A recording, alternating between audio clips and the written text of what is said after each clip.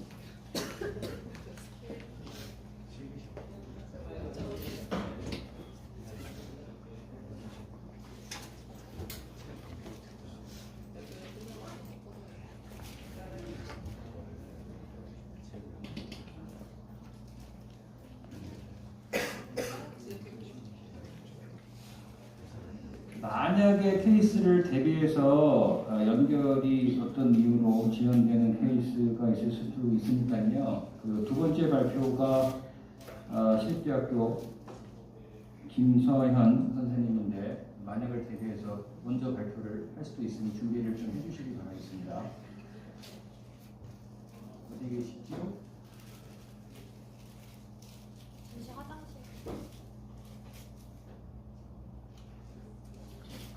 프로그램을 이제 다 보셨듯이 오후 세션 때는 키노 스피치, 인바이트 스피치를 포함해서 총 6개의 발표가 준비되어 있습니다.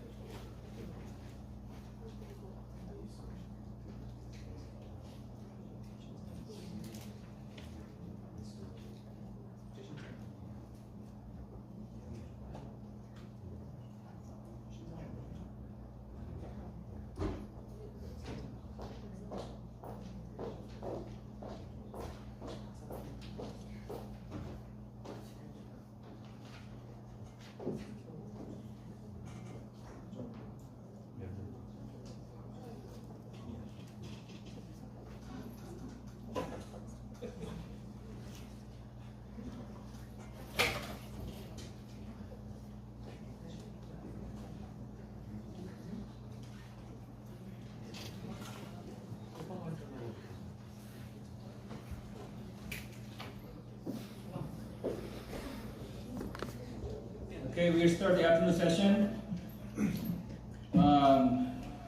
Based on the schedule of the conference, the invite speech will begin for its first presentation, but for some reason, we lost connections with Dr. Sid in Hong Kong. So we will start second presenter, Soyeon Kim, for her study entitled Identifying Factors Influencing Perceived Health in a Large Sample of Individuals with Disabilities. The same format will be applied. So about 10 to 4 minutes of presentation time, and then 3 to 5 minutes for the Q&A session right after each presentation. All right, it's all your time. Good afternoon, everyone. My name is Soyeon Kim, and I'm a master's student from the University of Seoul. It is a pleasure to be with you today to share my research about identifying factors influencing the perceived health in a large sample of individuals with disabilities. People with disabilities experience health disparities compared to their counterparts without disabilities. For example, people experiencing disability can find it more difficult to be physically active due to the limitation in physical or mental functions or the lack of accessible sports facilities and programs. Also, we can easily find out that people with disabilities are experiencing lower perceived health and reported lower participation rate in physical activity compared to their counterparts. Innovative health promotion strategies to fill this gap are necessary, but understanding the influencing factors of the matter should be preceded. To systematically understand the health-related factors, the International Classification of Functioning Disability and Health, which is briefly called the ICF model, was developed. This model makes it available to explain the complexity and the interaction among the components influencing health. It presents that these factors interact each other reciprocally and simultaneously. Based on the ICF model, we can understand the influencing factors on perceived health of people with disabilities in diverse aspects. Taking advantage of the numerous health influencing factors from the ICF model, we chose to analyze 장애인 생활체육 조사, which allows to explore a sizable sample of people with disabilities. This survey is one of few national surveillance systems of physical activity for people with disabilities. We were able to analyze 10,000 samples nationwide by using the survey data. This large sample allows us to overcome the limitation of a small sample size, which makes it difficult to generalize to a larger disability population. The purpose of the study is to identify contributing factors that influence perceived health in a large sample of individuals with disabilities in Korea. Before diving into the research method, it would be necessary to give you information about the operational definition of physical activity in this survey. The definition of 생활체육 from the survey was suggested as participating in exercise other than rehabilitative purpose at least twice a week and 30 minutes at a time outside home in a recent year. We adopted the concept of physical activity, which can include this particular definition. We employed secondary data analysis using 10,000 individuals from the survey. The samples of the survey were collected through 4 steps. A target population was set, and they were narrowed down to the research population by limiting ages 10 to 69. Then stratified cluster sampling was applied with 3 stratified variables. Lastly, systematic sampling was applied to select the final sample. From this total 10,000 samples, we used the list by collation method to identify the study participants. We selected the cases that had a yes response to a question, did you participate in physical activity in a recent year, and had valid responses on all questions that we use as study variables. This data handling process brought us to 3,971 people with disabilities as study participants. To briefly introduce, about 67% of them were male and almost half were in their 60s. The majority were experiencing mild level of disability and physical disability. The survey was composed of 7 parts. For the current research, we systematically reorganized the survey questions based on the components of the ICF model. For example, the question from Part C asking about the purpose of the physical activity implies the idea of the involvement and execution of it. Therefore, this question was recategorized as activity and participation. So we extracted the questions that fit in the ICF model by repeating this process. Taking account of the outcome variable with 5 health categories from poor to excellent, a forward model selection based on ordinal logistic regression was used to achieve the study proposed. As a result, ordinal logistic regression revealed that age, monthly income, occupational status, recognition of sports facility near a place of residence, level of agreement on the need of physical activity clubs for people with disabilities, types of disability, the degree to assistance on walking, physical activity duration, intensity, and the purpose of the physical activity were significant factors of the perceived health. This model explains 26.2% of the variance in the perceived health, and the goodness of the test showed this model fits well. To closely look into the result and discussion, older people with disabilities had 2% lower odds of having better perceived health than younger people. People who earn higher income resulted in 26% higher odds of having positive perceived health. Also, people with occupations had 77% higher odds of having better perceived health than the reference group who did not have a job. From this result, we can come up with the idea of considering people with disabilities who are aging and experiencing lower socioeconomic status. The sports voucher for people with disabilities might be a good example. This policy should be supported continuously and expanded for reaching out to more people who need it. Regarding environmental factors, people recognizing the sports facilities near their residence and highly agree with the need of physical activity clubs for people with disabilities were more likely to have positive perceived health. This result follows the previous research that demonstrated the positive association between perceived health and the level of interest in health.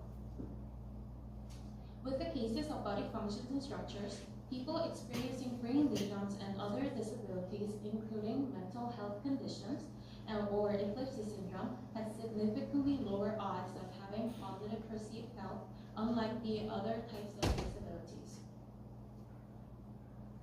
In the activity and participation, first, the purpose of physical activity had a considerable impact on perceived health. This might mean that the excitement and fun factor of physical activity is one of the most important elements to maintain the participation and the level of perceived health. Additionally, this result allows us to think about the place where we do activities. The definition suggests to do physical activity outside home, but these activities can be done at home as well as sports centers or outdoors. We now have a variety of tools and gadgets to work out and actively have fun with at home. For example, lots of researchers have working on demonstrating the effects of VR and XR games on fitness and health of people with disabilities and coming up with significant results. Also, indoor physical activities such as yoga or fitness training can reach the moderate to vigorous intensity at home as well. Along with the idea, number of home workout videos to promote health of people with disabilities have been developed throughout the pandemic. Participating in physical activity itself is the most important fact to consider rather than the place where we do. Therefore, we could consider revising the concept of outside home in the definition of physical activity. Second, people who participated in physical activity for a longer time with vigorous intensity had higher odds of having better perceived health. These are the results I would like to especially focus on. First, the result of intensity follows the previous research that participating in higher intensity activity has a positive impact on perceived health. However, the definition of physical activity does not include the concept of intensity. It is now well known that moderate to vigorous intensity has health benefits on overall fitness and especially on cardiovascular health. Therefore, the definition should include the concept of intensity. This approach may be critical because it works as the de facto physical activity guidelines in Korea. Second, the definition of physical activity should modify the dose of duration and frequency. Those are far less than global guidelines. Moreover, unlike duration, the result of frequency was not selected for this model because it was not statistically significant. This may follow the recent research that found both groups of adults who perform 115 minutes or more of moderate to vigorous activity, or 75 minutes of vigorous activity per week, may experience approximately 30% lower in all-cause mortality, whether the sessions are separate throughout the week or not. This result may indicate that fulfilling the bouts of intensity and duration has a stronger impact than frequency. In conclusion, we ascertain that the various factors from diverse contexts of people with disabilities had an influence on their perceived health. It will be crucial to simultaneously consider those contributing factors and put effort into deriving changes in their health behavior as well. Also, we have drawn the modifiable points from the definition of physical activity from the survey. First, the concept of moderate to vigorous intensity should be included. Second, modification on duration and frequency should be discussed. At last, the idea of participating location should be expanded or considered for the revision. I'm really thankful to have an opportunity to share my research in the International Sports Science Congress. Thank you for your attention. Thanks for the great presentation, team. And we have time for like one or two questions from the audience. So if you have any questions, you can ask that to her in either Korean or English.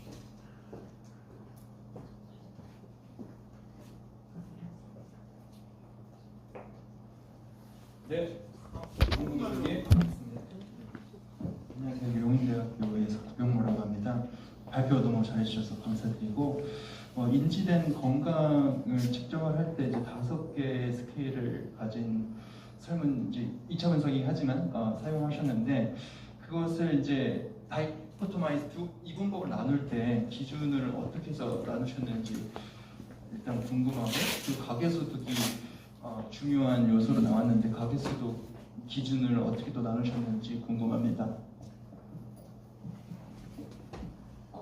우선 순서형 로지스틱 회계 분석을 사용했기 때문에 종속 변수는 따로 2분형으로 나누지는 않고 그대로 5점 리커브 척도를 그대로 사용을 했고요. 그러면 해석이 어떻게 되는 거예요? 그러면은 이제 1일 기준으로 예를 들어 리서트를 보시면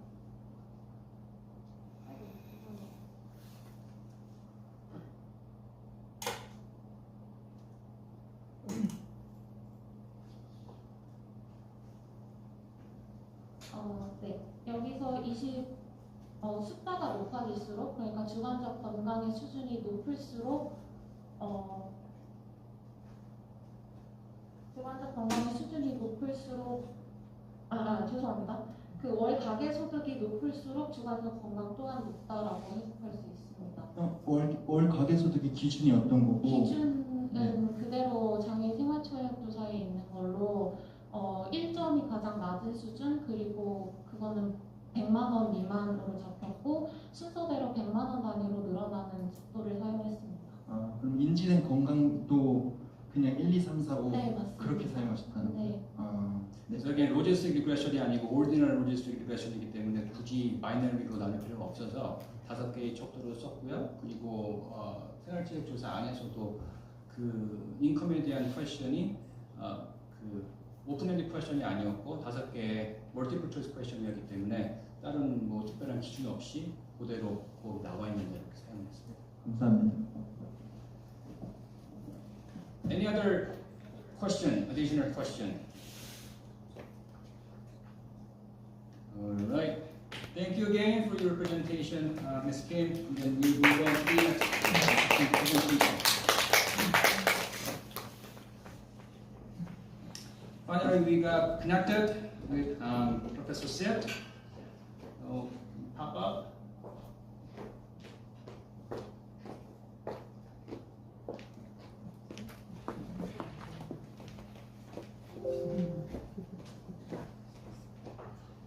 Hello, Professor Sid. Can you hear me? Yes, now, thank you. Okay, you can see my face here, right? Right, so audio and video Yes. working okay there? Yes, it works well now. Sorry that maybe there are some technical problems, so that's why I was not able to join on time. I apologize. Sorry. It's okay. We have problems at work. Per minutes. You may have. Okay, so it's your time. Briefly introduce your after that, start. Professor Sid is chairperson and professor at the Department of Sport Science and Physical Education. The Chinese University of Hong Kong. She is a president of the Asian Society for Adaptive Exercise. Also, she is president of International Federation of Adaptive Physical Activity. Her presentation is promoting adaptive physical activity. Promoting adaptive physical activity in children and adults through a digital lab. Professor Sid, as I mentioned before, presentation time will be 20 to 25 minutes. 20 to 25 minutes. 5 to 10 minutes. Q&A session will follow. I will not provide line by line translation here. So you can go ahead your presentation. After your presentation is done, I will summarize your presentation in Korean briefly. Okay, good to go. No problem. Thank you so much again. So maybe I share the PowerPoint via the screen function first and make sure that it works well. Okay.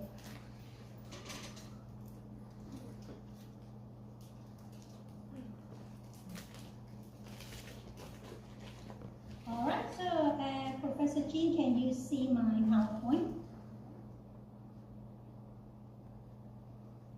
Yes, it's working good. Okay, thank you so much. Yeah. Good afternoon, Somongwea. Distinguished guests, researchers and practitioners, I would like to extend my sincere thanks to Professor Jean, Director for International Relations in the Korean Society of Adaptive Physical Activity, COSAPE, for inviting me to be a speaker at this international conference. It's exciting to see that this Conference is organized to celebrate 1988 Seoul Olympic Games in August every year. I'm honored to be part of this year. Thank you very much. I have joined many sections since this morning. I'm really impressed with the high quality of research shared by speakers and researchers. In particular, I really enjoyed the dance and choir performance maybe an hour ago. So the umbrella conference theme is sports at crossroads in the era of digital transformation. So I really like this topic because we come across and are used to different technologies to improve the quality of our life in the era of digital transformation. Substantial evidence indicates that regular participation in physical activity brings health benefits in people regardless of age, gender, and disability. So I think this topic is very timely and important. So I'm very honored to be given this opportunity to share my work with all of you here. As Professor Jean just introduced me to you, the title of my presentation today is Promoting Physical Activity, what we call APA, in Children and Adolescents with Disabilities through a digital lens. So first, I'd like to talk about disability and physical inactivity, which are closely linked to each other, and some global health recommendations in particular recommended by WHO, the World Health Organization, for children and adolescents with disabilities, or what we call special educational needs, SEN. Second, and I will move on to discuss about the role of APA and sports in achieving the Sustainable Development Goals, SDGs, and share my current project that can hit some of these SDGs. In particular, how we make use of technology to promote APA in students with disabilities in Hong Kong special schools. Finally, I will end my presentation with a take-home message.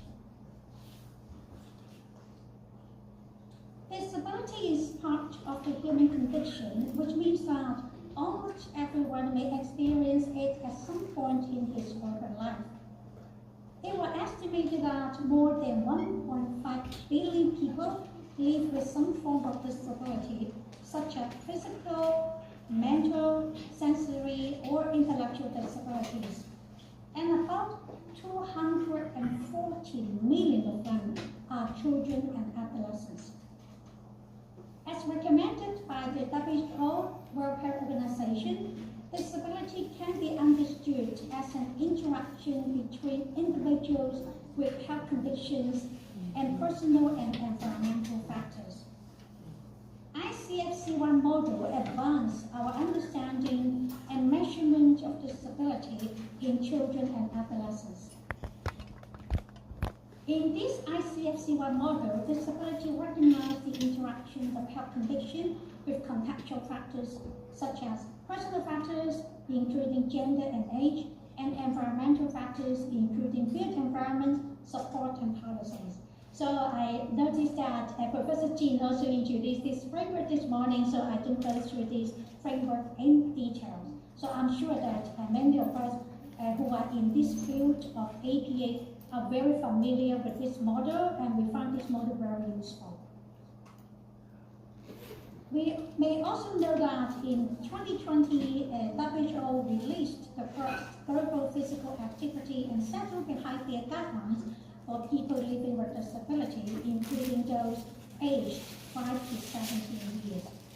So basically, they recommended that they should engage in, on average, 60 minutes of MVPA, moderate to vigorous physical activity, daily, while reducing the amount of time, particularly recreational screen time they spend being sedentary.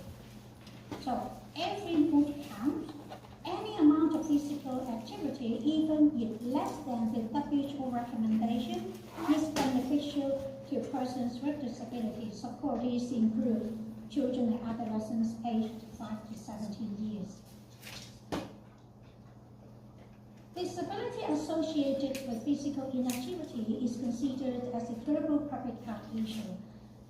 So last year, a paper was published in Lancet. So I think this paper is very good. Maybe some of you have already read this paper. So this paper reported the known health benefits of physical activity, such as improved cardiovascular fitness and mental health outcomes among persons with disabilities. So in this paper, the authors also share some of the evidence indicating that persons with disabilities are up to 62% less likely to meet the WHO guidelines, and they of course are at high risk of serious health problems related to inactivity, such as cardiovascular disease and obesity.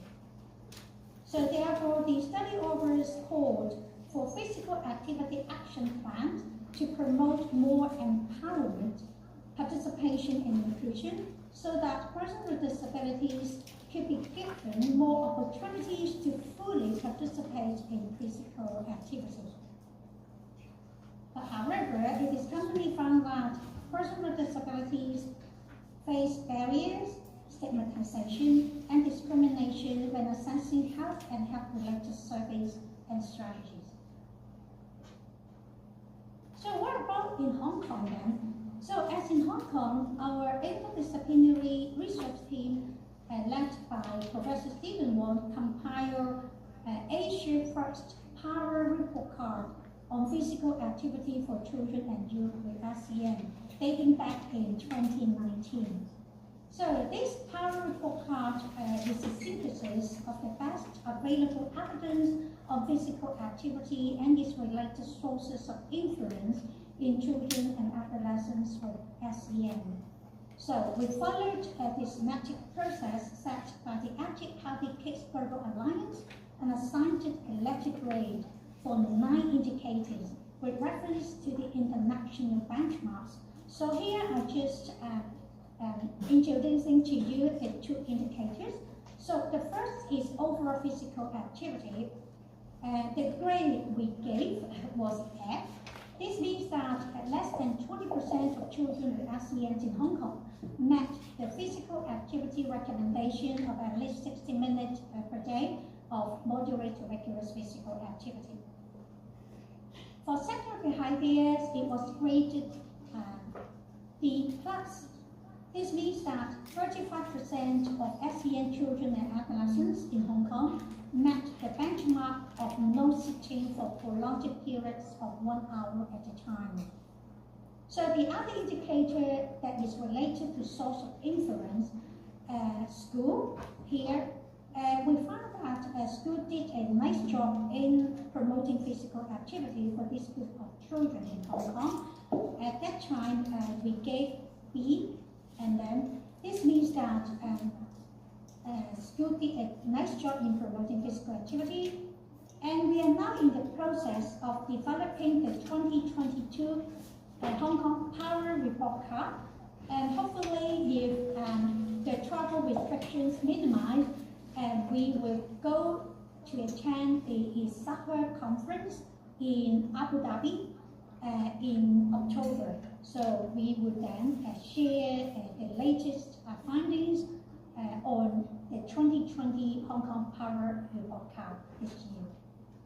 So at that time, when we released the 2019 Power Report Card findings, we were at that time able to attract some local media.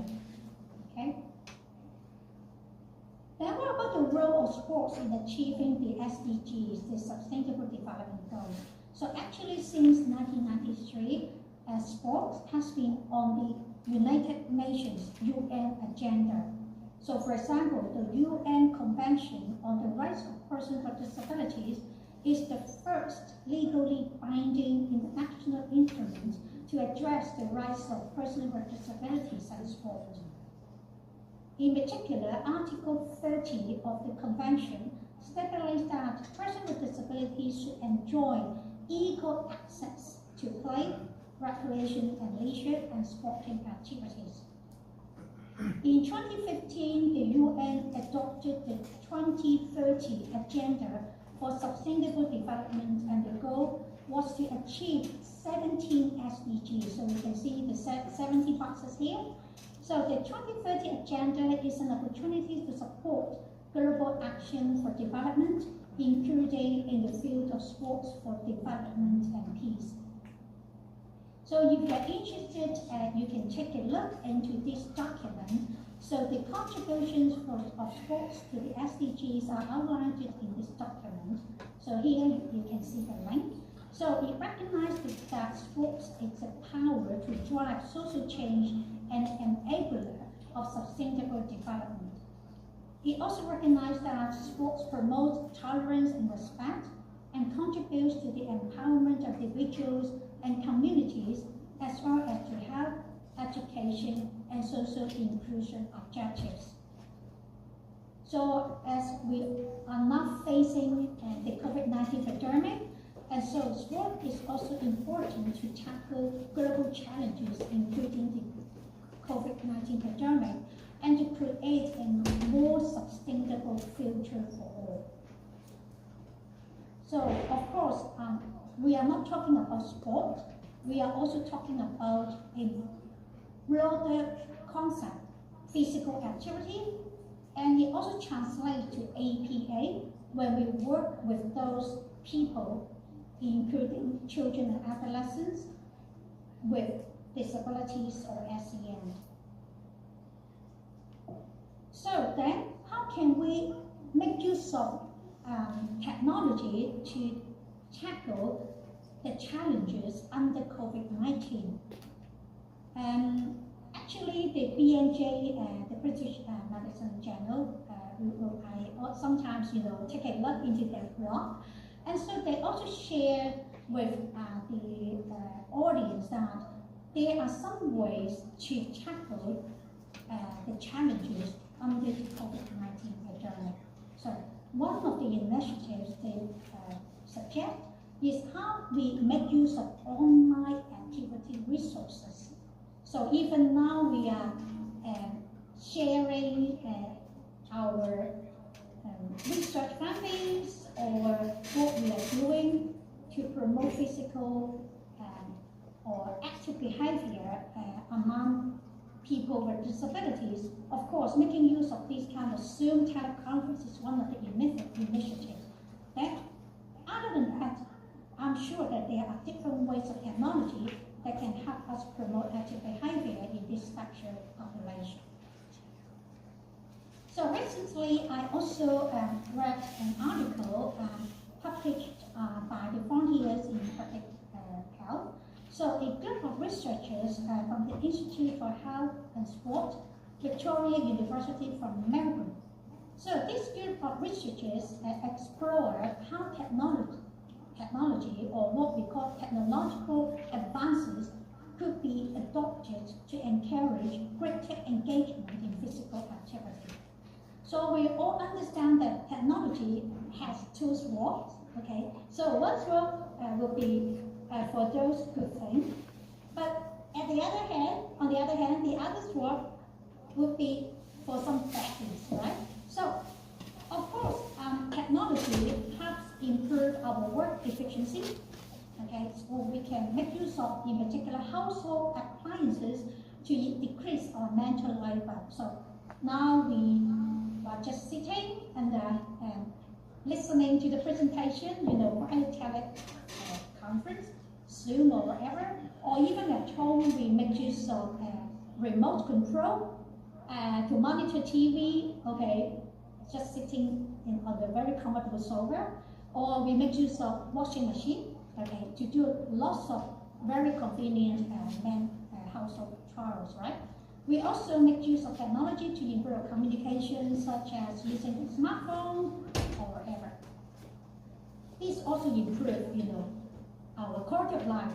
But at the same time, the bad case would be technology leads to substantial reduction in the time spent in physical activity. Okay? But of course, we also noticed that many researchers and practitioners make use of technology to promote active behavior. So for example, we may make use of some VR, okay?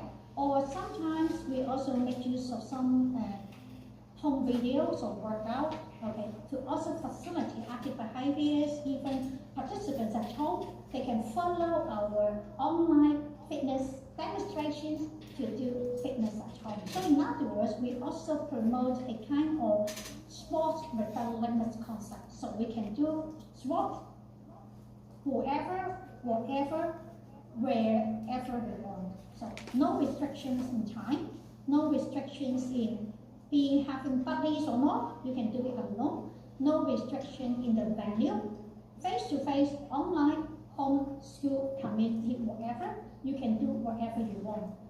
But how we make use of technology to maximize this kind of initiative, right? Okay, so let me share with you my current project that we also make use of some technology to promote active behavior in Hong Kong students in special schools. So in 2019, our project team was very pleased to get funding from the Hong Kong Jockey Club Charity Trust. We developed a 3-year project that targets children with 4 disability types: visual impairment, hearing impairment, physical disability, and mild and moderate intellectual disabilities. So they are enrolled in Hong Kong special schools.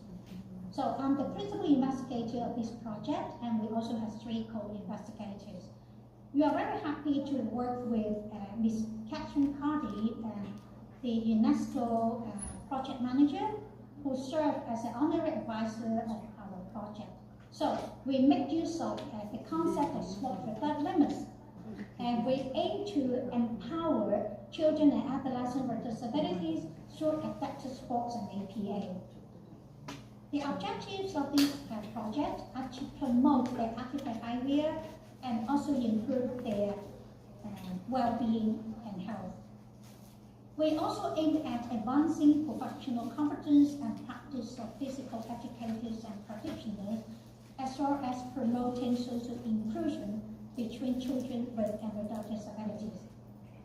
So you can see that we also work closely with different organizations, including International Federation of Adaptive Physical Activity, AFAPA, Asian Society of Physical Education and Exercise, ASAPE, and also recover in European Federation of Adaptive Physical Activity. We also work with our local organizations, including Education Bureau of the Hong Kong State government, and also Hong Kong Physical Fitness Association, China, and so on. So recently, we also work with Global School Program and SDSM Hong Kong. So we want to also enhance the project impact. So in particular, we use the inclusion spectrum framework, so which is a very good model for inclusive physical activity.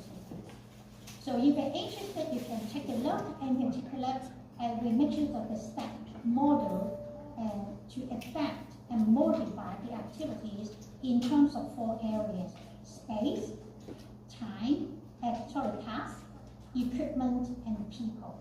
All right. So I just give you an example about space. So in particular, if you want to promote more interaction, we may want to reduce the playground size, okay? But if we want to promote mobility, of course, we can adjust the size of play area a little bit bigger or something like that. So I think this model is very good. We make use of this same STEP model in our project so that physical education teachers and practitioners can tailor-make their programs to meet the developmental needs of children with different disability types. So we all understand that even we work with a single physical disability like cerebral palsy, there are 5 types of cerebral palsy. Okay, so how we tailor-make and meet their needs, even when we work with children and adolescents with single disability type, but there are still varying severity, varying degree of even a single disability type. So that's why we need to understand their needs, we need to tailor-make their developmental needs, okay? And also we make sure that our project will bring significant impact. So we are not talking about research impact, okay? So even we collect data, how can we make use of the data to maximize project impact? So I think this we aim framework is very good. So this framework takes a staged approach to measure reach, effectiveness, adoption, implementation, and maintenance. So in particular, you can take a look because this was published in Lancet in 2016. I think this is a very good model. So this framework accounts for the importance of evidence-based practice and also evidence-based evidence. So how can we link together about the evidence that we collected from our project, but at the same time, how can we translate this kind of evidence into practice? So I think it's very important. Sometimes, as a researcher, we find some gap. So how can we bridge the gap by linking the evidence with practice together? Okay, so I think it's very important. Of course, we also look at school and family as a multidisciplinary approach. How, as a researcher, we work with school and family. We also try to collect data. All right, so that's why we also make use of technology. So, for example, we measure children's physical activity. Of course, we don't rely on self-report measurement. We distribute the accelerometer, make sure that we collect objective data. We also measure the physical fitness as an indicator of objective measurement, something like that. So hopefully in the intervention period, and then we also examine the post-intervention, the intervention effects. So we are now collecting the post-intervention data. So hopefully I can find some time to share with you in other occasions. So then how can we make use of technology? Quickly speaking, so first we want to promote quality PE. So in other words, we encourage teachers to engage their students in MEPA for at least 50% of their PE lesson time. So for example, if we offer 30 minutes PE time, so we make sure that at least 15 minutes or more PE lesson time would engage students with disabilities in MEPA. So they are not just sitting listening to the teacher about the instruction. So we make sure that they move, they play, okay, during PE class. So how can we do this? So then we provide the PE solution system consisting of heart rate sensors and also interactive whiteboard and iPad, so that teachers can keep track of their students' physical activity level during PE class. Okay.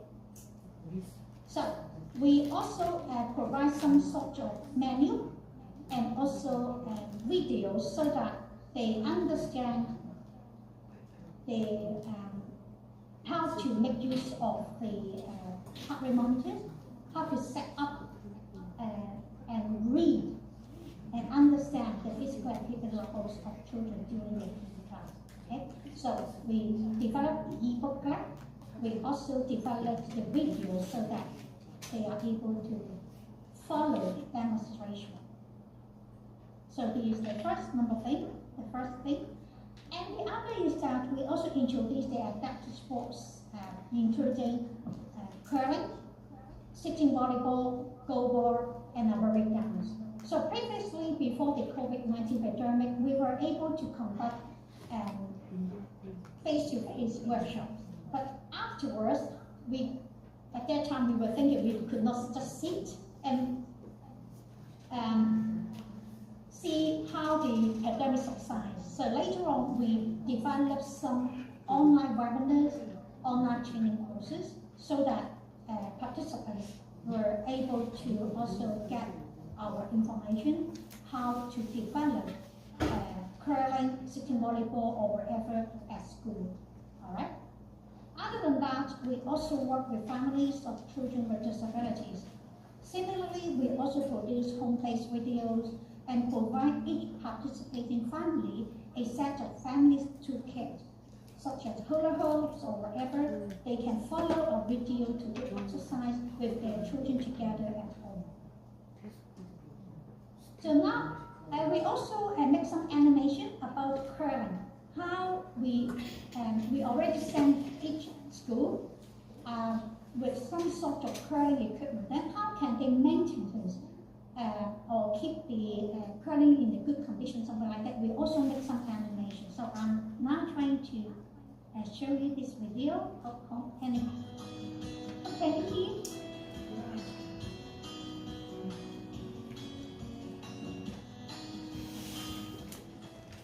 賽馬會運動無界限，青少年展翅高飛計劃會為參與嘅學校提供運動器材，以提升體育課嘅課堂質素。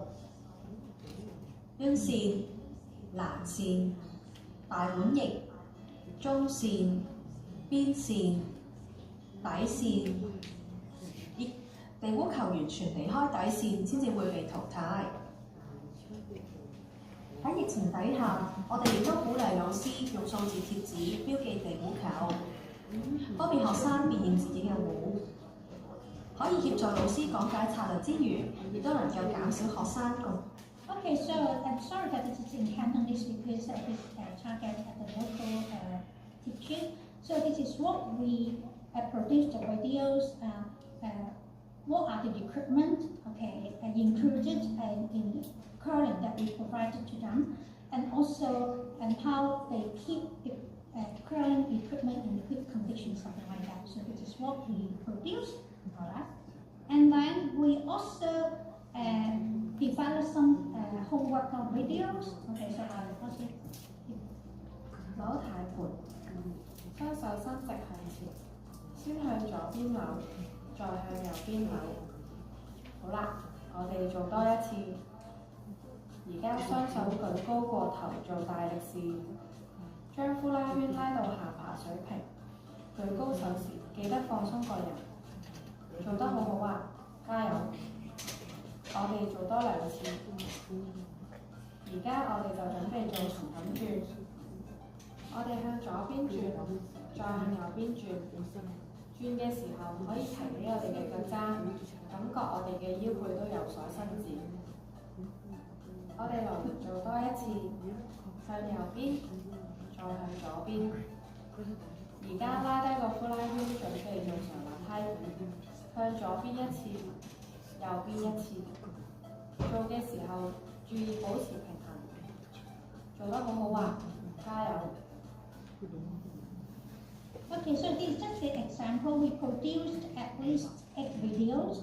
So because we already sent each participating family a set of toolkits, so even they follow our instructions, they don't have any problems because they already have this kind of equipment, right?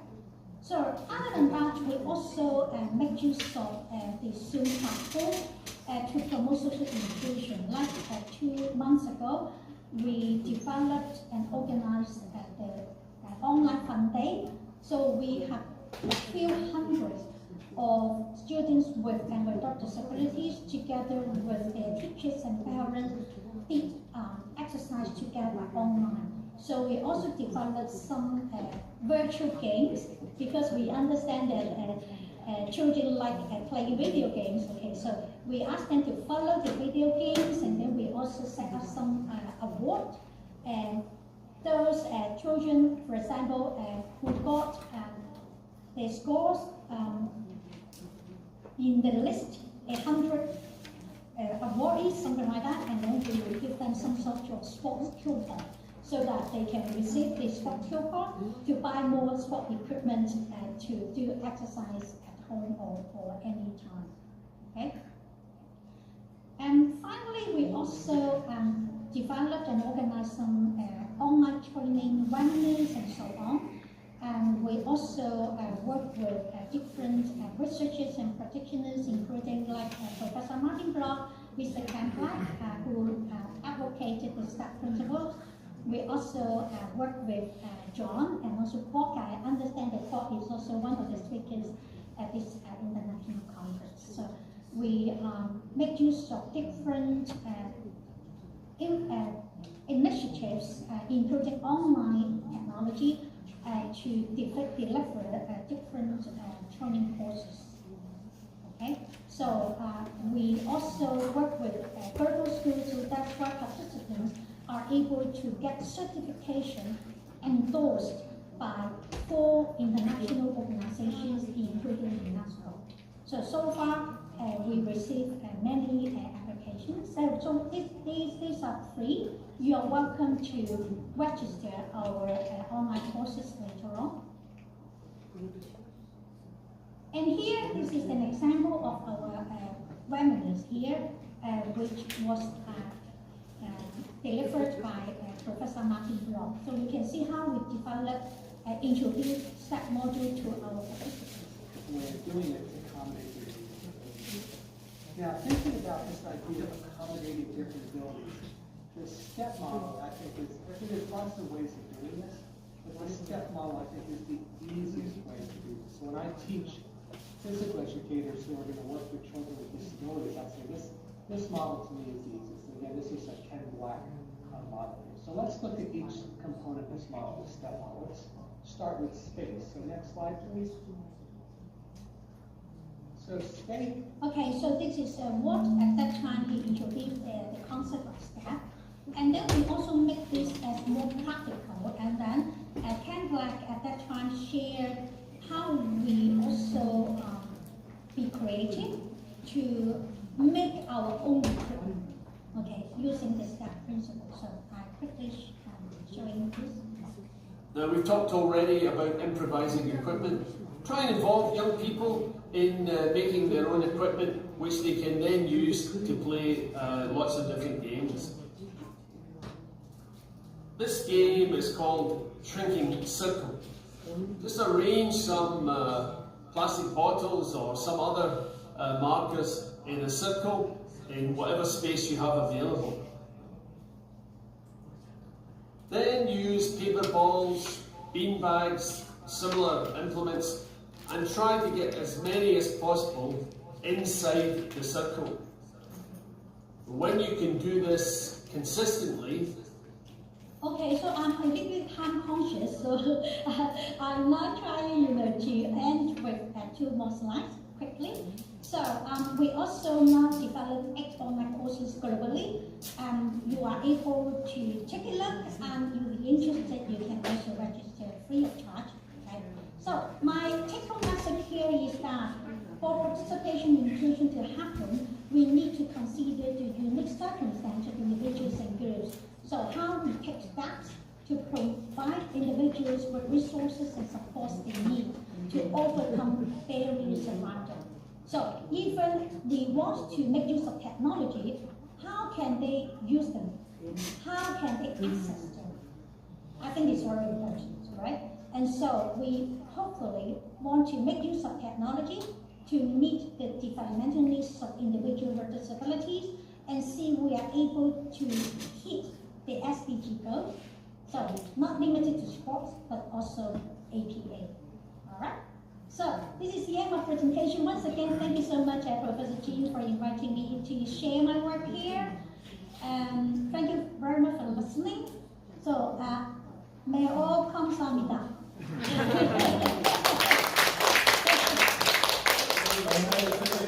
Thank you for your presentation. It was very informative, and then it was a great time to learn about what you guys, and then it was a great time to learn about what you guys do from people with disabilities. 2 minutes. Summarize what you have talked about. Okay. Summarize what you have talked about. Okay. 네, 교수님께서 발표를 잘 해주신 것 같고요. 그 차이점들도 있었지만 홍콩이 이제 아시아에 있는 나라이기 때문에 유사한 점들도 많이 있었던 것 같습니다. 그 슬라이드가 조금 이렇게 좀 흐릿하게 보여서 좀 어려움이 있었지만 그래도 잘 따라가실 수 있을 거라고 생각이 들어서요. 간단하게만 일단 뭐 신체 활동이 역시나 중요하다 그런 것들에 대해서 강조를 좀 하셨고요. 연령에 상관없이 뭐 성별에 상관없이 또 장애에 상관없이 건강 유지를 위해서 또 건강에 대한 컨디션 개선을 위해서 신체 활동 참여를 반드시 해야 된다 이런 말씀해 주셨고요. 그리고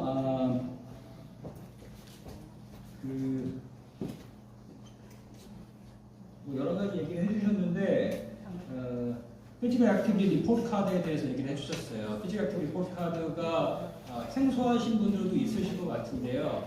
그 캐나다에서 PI로 있는 교수님께서 이제 같은 벤치마크, 같은 기준을 가지고 지금 아마 제 기억에 아마 40개국으로 이렇게 퍼져나가 있는 걸로 알고 있고요. 그 안에 우리나라도 지금 포함이 되어 있습니다. 지금 연대 전영원 교수님께서 아마 우리나라 그 리포트 카드, 피지컬 액티비티 리포트 카드를 이제 책임을 지시고 계신 걸로 알고 있고요. 그래서 홍콩은 이 셋 교수님께서 피지컬 액티비티 리포트 카드를 지금 조사하고 계세요. 그래서 여기 아까 나왔듯이 전체적인 신체 활동 수준이 뭐 D 플러스다, 뭐 C다 해서 우리 이제 학점처럼 이렇게 A, B, C로 나오는 형태고요. 제가 이제 그 아사페 컴퍼런스에서 8월 초에 이정민 박사님이 이제 발표를 하셨어요. 저도 이제 그때 발표를 해서 이제 잠깐 기억을 하는데 우리나라의 신체 활동 리포트 카드 역시 D 정도 나왔던 것 같습니다. 전반적으로 우리나라의 장애인 대상 신체 활동 수준이 아직 좀 낮은 수준이다. 국제적인 기준에 기반을 했을 때 그리고 아마 제 기억에 가장 높은 우리나라의 인디케이터의 결과가 정부의 지원 이런 것들은 좀 이렇게 많이 높게 나왔던 것 같아요. 제 기억에 A, B, B 플러스 이 정도 나왔던 것 같습니다. 그래서 홍콩 안에서의 신체 활동 레포트에 대해서 말씀해 주셨어요. 그래서 우리나라랑 비슷하게 뭐 D 정도, 뭐 CD 정도 수준 갖고 있다 이런 말씀해 주셨고요. 그리고 COVID-19 때문에 여러 가지 이제 챌린지가 있기 때문에 우리나라처럼 여러 가지 뭐 홈 트레이닝이나 뭐 비디오 베이스된 리소스나 이런 것들을 많이 개발을 했다. 그래서 그런 것들은 상당히 좀 유사했던 것 같습니다. 그래서 테크놀로지도 그 상황에서 맞게 뭐 태블릿 베이스된 테크놀로지도 쓰셨고 뭐 HMD라고 하죠. 헤드셋 같은 미아를 쓰는 그런 HMD도 쓰셨고 뭐 그런 테크놀로지의 어떤 적용에 대해서 말씀을 해주셨었고요. 그리고 실질적으로 그 대규모 프로젝트에 대해서 현재 진행 중인 그 프로젝트에 대해서도 말씀을 해주셨고요. 그 프로젝트의 어떤 기반이 되는 스텝 모델에 대해서도 말씀을 해주셨습니다.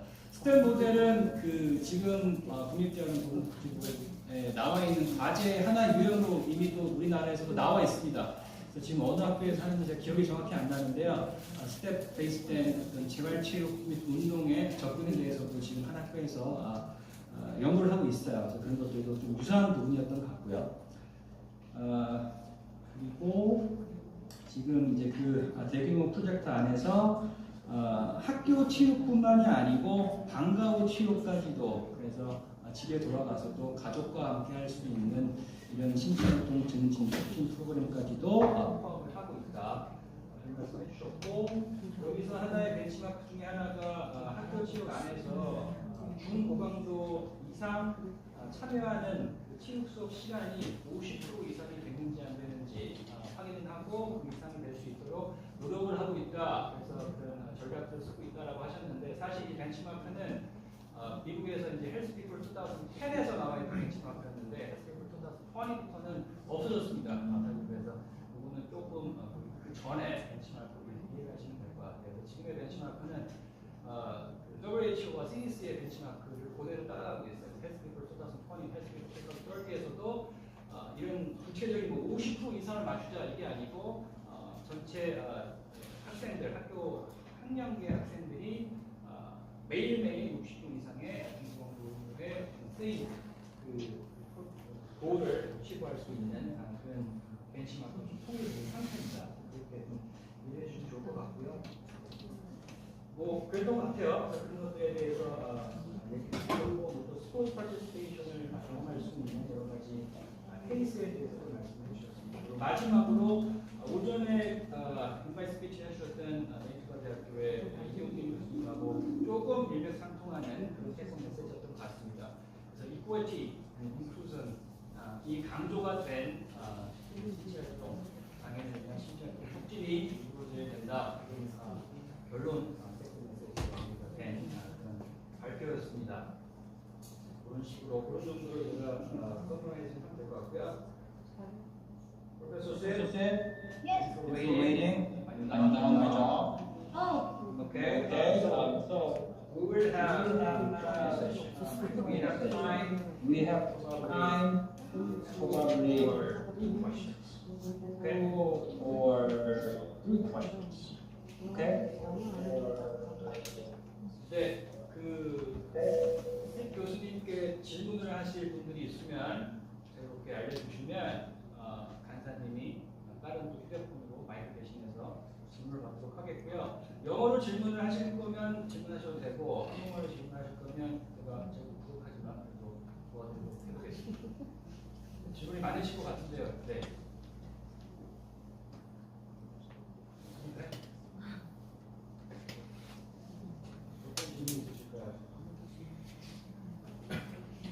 While you're thinking about questions, I will give you the first question. We have one national Activity surveillance system for individuals with for individuals with disabilities. We it's done annually. And this has been like more than 10 years. I'm curious if Hong Kong has the same level, the national level, physical activity monitoring system for individuals with disabilities.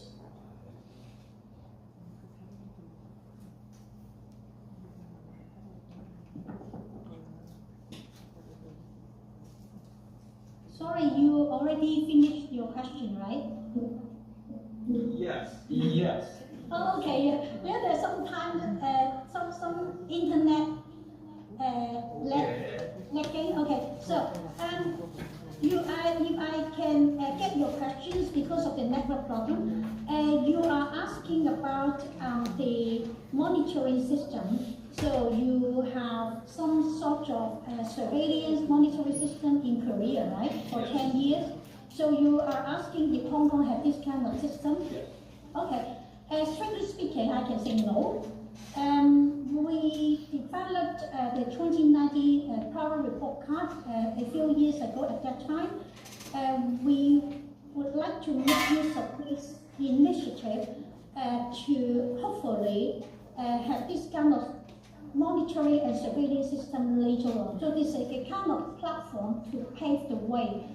But strictly speaking, because Hong Kong is also part of China, and so we also, of course, have our own monitoring, but not that official, I can say.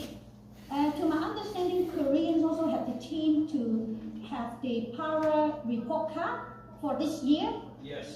Yes. Yes, and so because they also sent a manuscript about this one, so I'm one of the reviewers to review the manuscript, and I know that they did a very good job. In particular, it will be the first Power Report Card in Korea. Yeah, that's my understanding. All right. And Okay. how do you All right. collect data? And how do you know how much people with disabilities are active? People with disabilities are active in Hong Kong. In Hong Kong. Yeah, very good questions, because we don't have any national data, to be honest. And so it really depends on the number of researchers, whether they have the interest, and what type of measurements they want to use. They have researchers in Hong Kong conducting this kind of research, but sometimes as a particular researcher may want to look at a specific disability type. So if you want to examine the levels of children and adolescents across different disability types, it will not be easy. Hopefully we want to have this kind of data so that we are able to gather more information to present a more holistic picture of what's going on in Hong Kong. All right, thanks for the answer. All right, thanks for the answer. 우리나라의 장애인 생활 우리나라처럼 우리나라의 장애인 생활처럼 국가 장애인 생활도 생활체육 없다 보시고요. 그리고 최근에 이제 노력이 있었으나 아직까지는 공식적인 그런 건 없다. 대신에 이제 개인적인 연구자들에 의해서 그런 것들이 부분적으로 파악되고 있다. 이렇게 답변드리겠습니다. 하나 정도 더 할 수 있을 것 같은데요. 네, 아무거나 좋을 것 같습니다. 네, 볼까요? 네. 갖다 주실래요? Another question. Hello, Thank you for your presentation. As we know, everything is not everything is perfect, but when you applying technology into your program during the COVID outbreak, is there anything difficulty that for students to get more motivated or continue to be motivated? Yeah, thank you very much for your question. This is a very good question in particular. Even we send them the videos, we send them the resources before the outbreak. It is not easy for them to do exercise at home if they are not motivated. So that's why we also set up some award system to keep track of their engagement in physical activity. But in a way that it is not easy because if they are home, it really also depends on the cooperation of their families. And as you know that Hong Kong is very small and their home space is too small to do exercise, to be honest.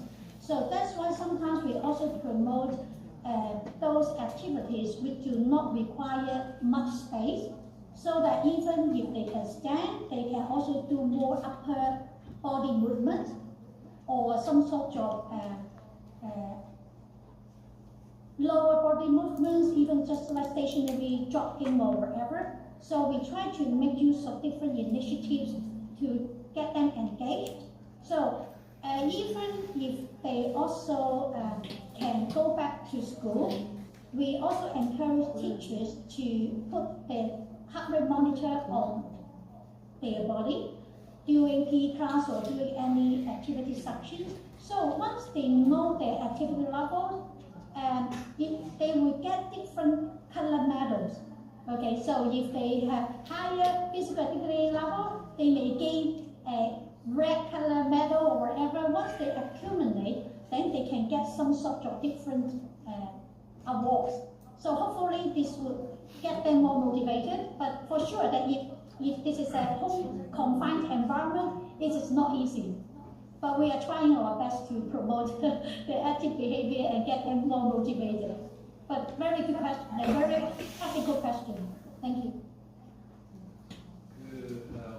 코비드-19 상황이 이제 발생한 이후로 여러 가지 온라인 리소스나 집에서 할 수 있는 것들이 이제 많이 개발이 됐는데 그 동기부여가 얼마큼 잘 되냐, 동기부여가 이제 어려울 텐데 어떠한 뭐 전략들이 있었냐, 경험 이런 것들을 이제 물어보셨어요. 네.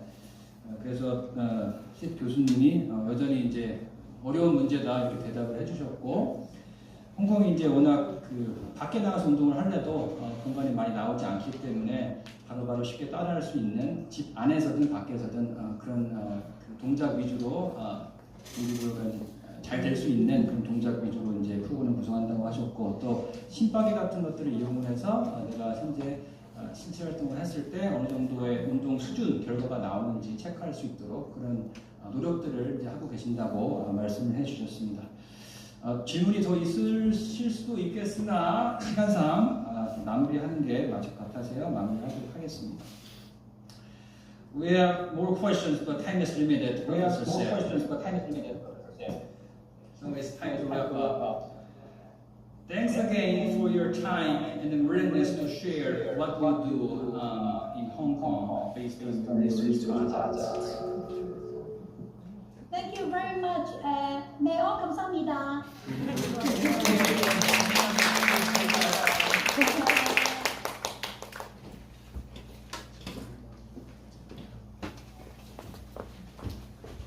네, 지금 조금 정신없게 오 세션이 진행이 되고 있어서요. 가장 좀 어려웠던 홍콩과의 지금 발표 시간이 끝나서 잠깐 5분 정도만 쉬었다가 나머지 발표 세션 이어가도록 하겠습니다. 잠시 쉬었다가 3시 5분에 다시 뵙겠습니다. 3시 20분에 다시 뵙겠습니다.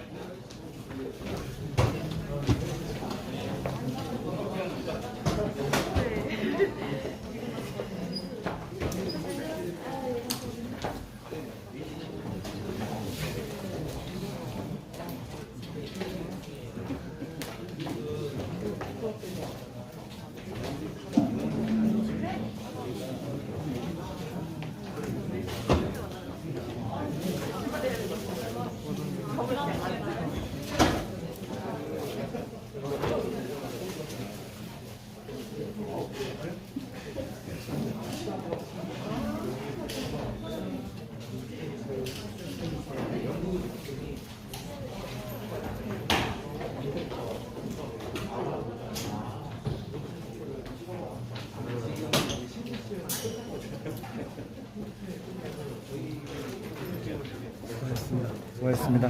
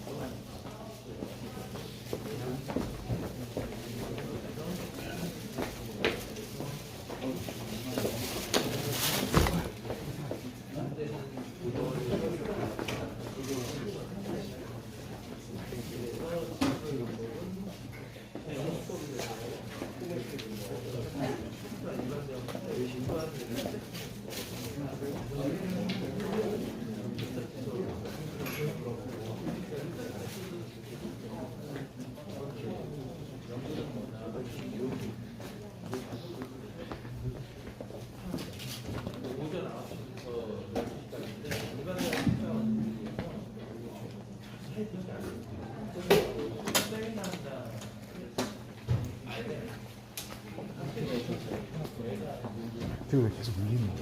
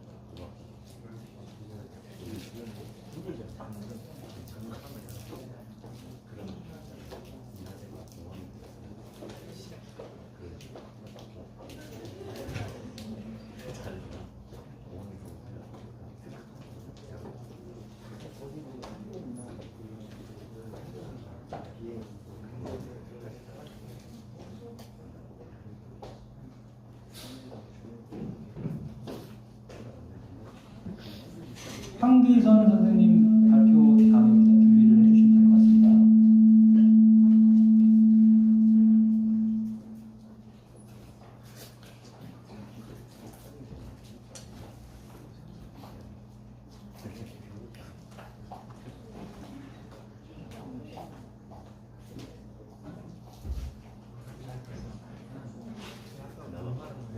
네, 좀 힘드시겠지만 시간이 돼서 잠시 후 나머지 오후 세션을 시작을 하겠습니다. 밖에 계신 분들은 들어오셔서 착석해 주시면 감사하겠습니다.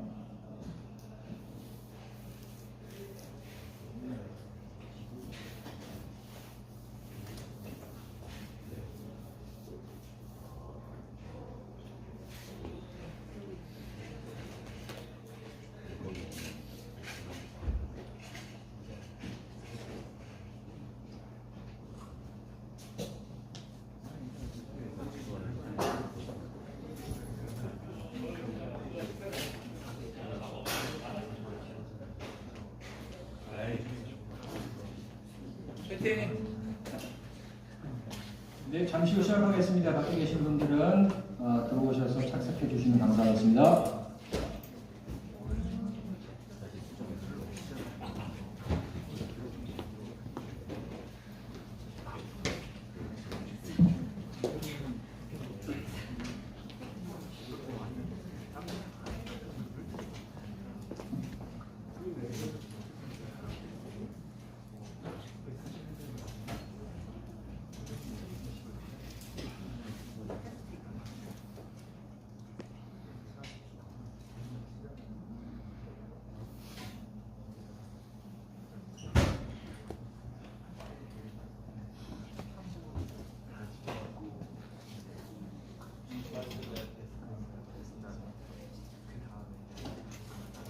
네, 그러면 나머지 오후 세션 시작하겠습니다. We have 4 more presentations. So I know you're tired, but please be patient and then learn about the new things and ideas from the presentations. The third presenter is Mr. Ki-sun Hwang, and he will talk about relationship among job environment, job stress, and apprenticeism of instructors for disability sports. Please give him a big applause.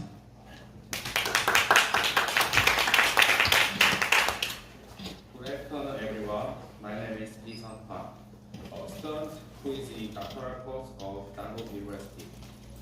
I will have a presentation today with the topic of the relationship among job environment, job stress, and presentism of instructors for disability sports. Then I will start having a presentation. This is a table of contents of the study. I will present the research purpose first, and then research method, research result, and discussion, conclusion, and suggestion in order. As you see in research subject, this research has started with the question of what difficulties do disability sports instructors have.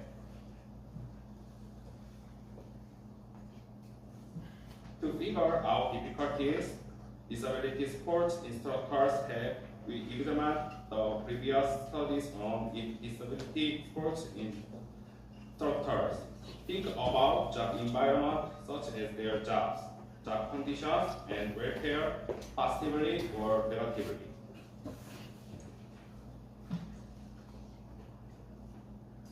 According to the facts revealed through previous researchers, we have confirmed that negative problems related to job conditions, low pay, temporary job position, and improvement of labor conditions have been continuously raised by disability sports instructors.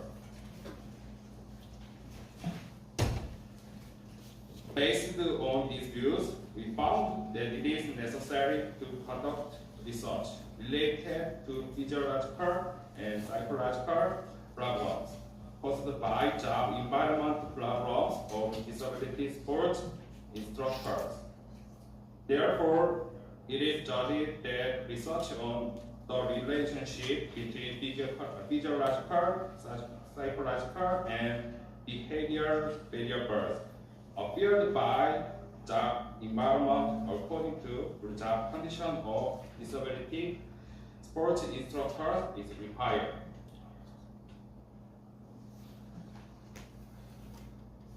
Since disability sports instructors belong to occupational cluster of educational service industry, it is expected that various job environment changes, such as satisfaction on expectation or service by demander, desires on physical activities, and various administrative tasks will affect job stress. Also, job environment will be active as a cause of presentism. What is presentism? It refers to a phenomenon of having negative impact on job performance, having declined attention, and physical and psychological decline caused by excessive job environment. As a result of examining recent research trends related to presentism, it was confirmed that most of the researchers were conducted for firefighters, aviation, nursing, and counselors, and there were almost no researchers conducted for disability sports instructors. Therefore, it is necessary to conduct research on presentism of disability sports instructors to generalize this kind of research. Next, I will explain about research method. In research method, research subject, examination tools, and validity and reliability of examination tools and data process are included. First, in case of research subject, we made 198 samples from disability sports instructors who worked in Seoul, Gyeonggi, and Chungnam. Second, survey that was made by revising and supplementing the one used in the previous studies was used as an examination tool. So, complementary factor analysis and reliability analysis were conducted for validity and reliability. Lastly, SPSS and AMOS program and structural equation modeling analysis were used to process and analyze the data. Next, lower melodic verification. In this study, the estimation of observed model and structure model as well as a maximum likelihood estimation, and it was judged that result. As you can see in this picture, this is a result of correlation analysis between key variables. Next, verification on observed model and structure model. The result found that it was satisfied with the conformant criteria suggested by Hong Seki. So the structure model verification was conducted.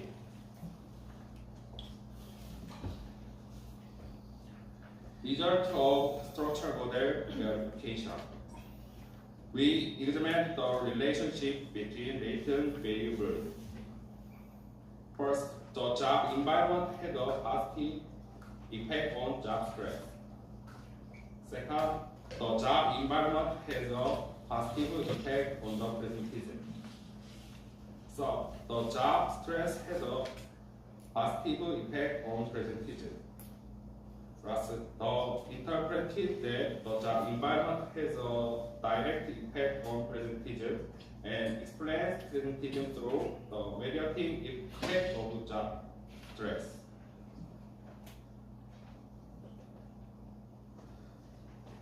Conclusion. Therefore, it was concluded that job environment had a direct effect on presentism, and at the same time, it explained presentism through varying effect of job stress. Suggestion. It is just that it is necessary to apply longitudinal research that observe for a certain period of time or qualitative research that observe certain event for certain phenomena and impulse meaningful result. Thank you for my presentation. It's a very interesting topic. I learned a new term, apprenticism, from your presentation. Okay, any questions about his presentation?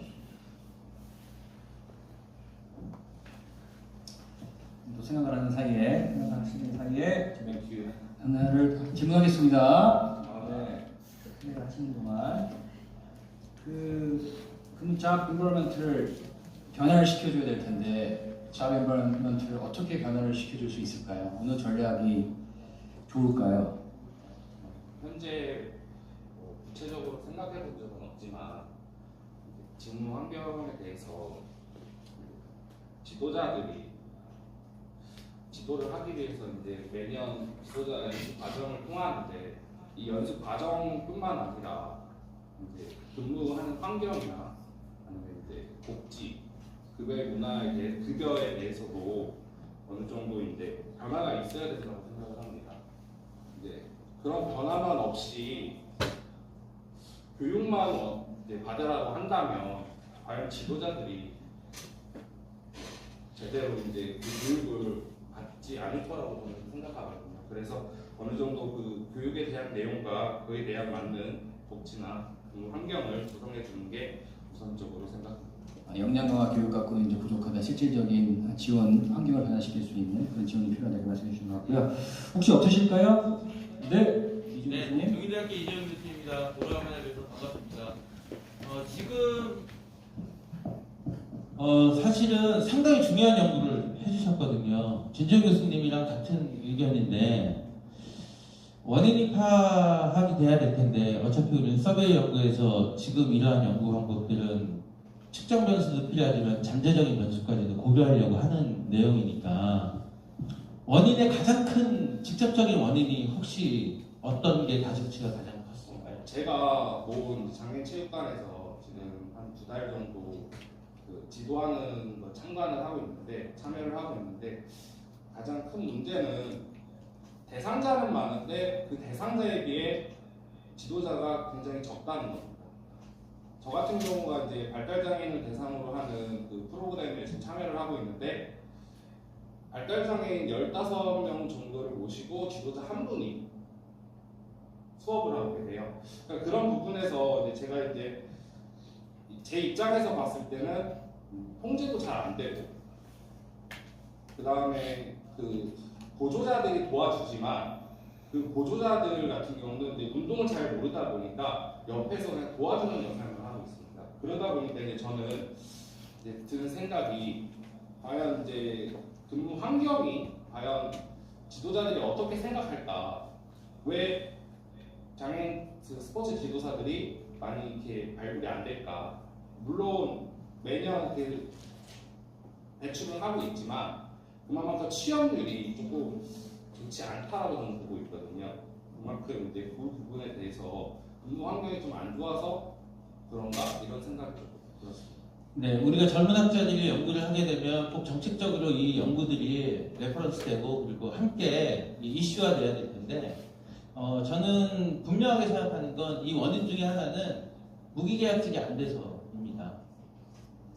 정규직이 안 되기 때문이거든요. 그래서 아마 김수혜 교수님께 지도받으면서 지금 공부를 열심히 하고 계시는 것 같은데 꼭 지도자들의 무기계약직이나 정규직 전환 그리고 전문체육 지도자들의 월급제, 연봉제 이러한 이슈가 나왔을 때 이 논문이 적극적으로 활용이 돼서 좀 베이스를 좀 깔아주는 우리 학계에서의 어떤 근본을 제공해주는 이슈를 제공해주는 그러한 연구가 됐으면 좋겠고요. 사장되지 않고 정말 이슈들이 있거든요. 그래서 이 연구들이 꼭 퍼블리시 되고 또 그걸 근거로 우리 지도자들한테 많은 그런 도움이 되는 연구가 됐으면 좋겠습니다. 고생 많으셨습니다. 감사합니다. 네, 감사합니다. 지금 이제 들어가셔도 될 것 같고요. 나왔던 이런 이슈들에 대해서 생각을 좀 해보시고 제 개인적인 코멘트를 좀 드리자면 이러한 행정 지원이라든지 만족도라든지 동기, 의지 그리고 경력 이런 것들에 대한 조절 효과나 매개 효과 등등을 좀 볼 수 있으면 조금 더 구체적인 이 잡 스트레스 또는 프렌티시즘에 관련된 어떤 효과들을 좀 더 볼 수 있지 않을까라는 생각이 듭니다. 그래서 연계성을 가지시고 만약에 후속용으로 진행한다고 하시면 그런 것들을 고려해 보시면 어떨까라는 생각이 듭니다. 감사합니다. Next presentation.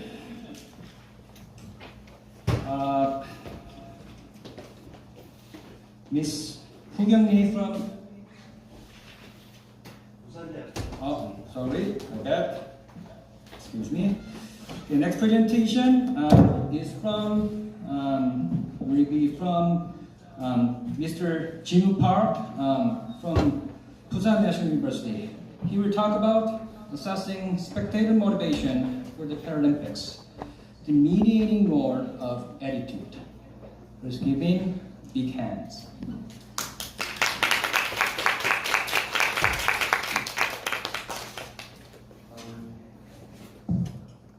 Welcome to my presentation.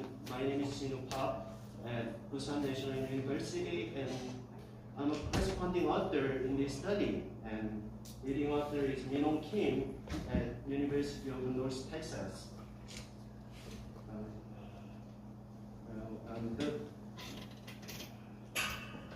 The title of today's presentation is Assessing Spectator Motivation for the Paralympic, the Mediating Role of Attitude. The Paralympic game is one of the major sports events for athletes with disabilities and can change the attitude and awareness of disabilities of people who are watching these games. The Pyeongchang 2018 Winter Paralympic is one of the successful Paralympic Games in history. During the Games, more than 340,000 tickets were sold, and amounting to nearly 90% of available tickets.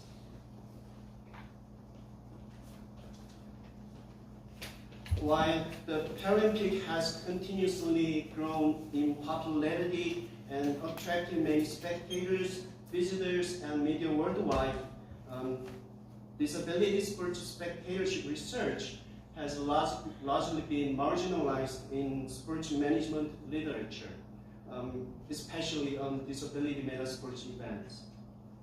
In addition to limited research, there remains argument regarding how athletes with disabilities are described in the media, as well as limited exposure for visibility, lack of cognition, and low commercial investment.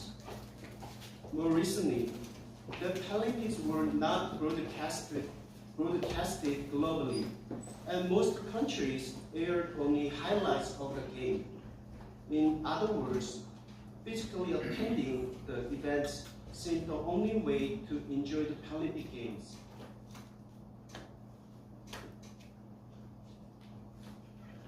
In the consumer behavior literature, a lot of studies has investigated fans and spectators' motivation factors in various sports settings and their roles in carrying out positive or even negative consumption behaviors. Hale and James focused on psychological factors of sports fans and create the motivation scale for sports consumption,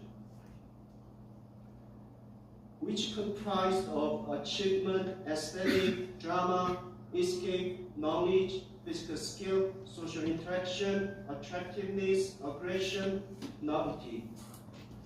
By considering the different features that parasports events and competition possess, however, Cottingham and his colleagues restructured the motivation scale for sports consumption to explore sports consumer motivation for a parasports event.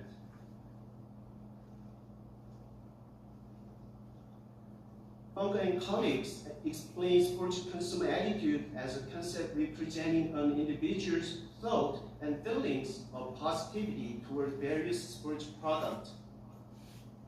And many sports management researchers also have employed the concept of attitude in various contexts, such as athlete endorsement, recreational sports, merchandise consumption, corporate sponsors, and corporate social responsibility. These previous studies have typically confirmed that individuals' feelings and emotions are closely related to predicting their behaviors. So, this study aims to investigate the relationship between spectator motivation, attitude, and revisit intention in the context of disability megasports events. Also, this study can expand the understanding of parasports spectator motivation in multi-sports events for sports marketers to develop effective marketing strategies. And the current study offers practical implications regarding how marketers can change spectators' attitude in relation to their motivation.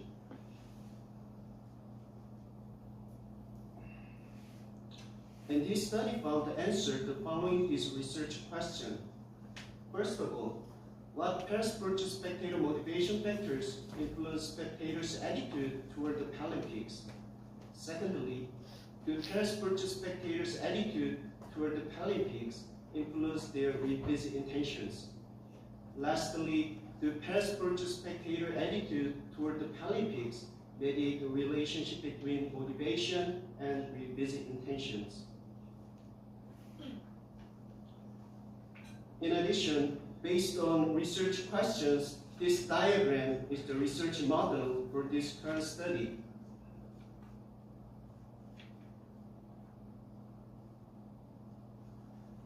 For this study, a convenient sample of 350 spectators visiting the Paralympic Games completed a paper questionnaire at in and outside stadiums, as well as near train and bus station during the 2018 Pyeongchang Winter Paralympic.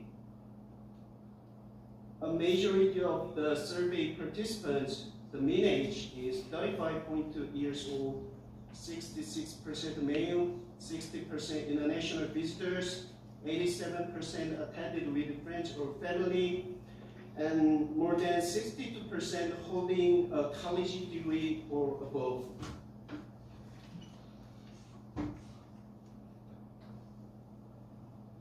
For survey instrument, firstly, motivation scale for disability sports consumption was measured by adapting and modifying Cottingham and his colleagues' study. Secondly, to measure attitude was measured by adapting and modifying Trail and James' study. Lastly, to measure spectators' intention was measured by adapting and modifying Brown and his colleagues' study.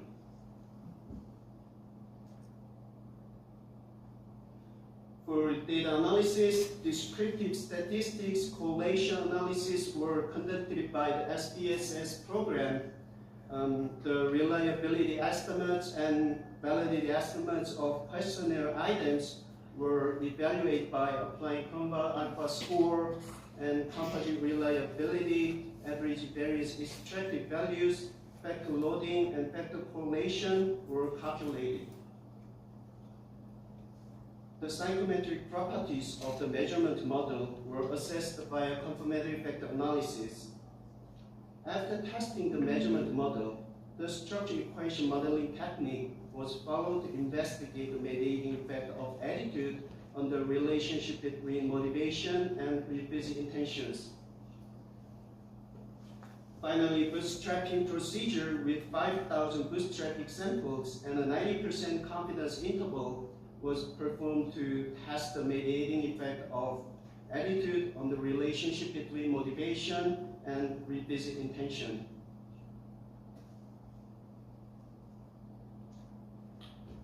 For result, complementary effect analysis was used to evaluate the goodness of the fit of the measurement model. The 9-factor model with 27 items submit a satisfactory fit of the measurement model.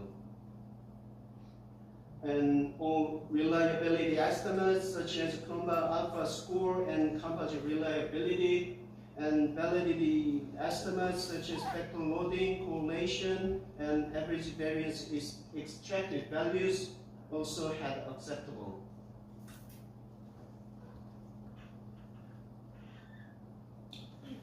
The structure model fit, well, since all fit indices were higher than the minimum cutoff.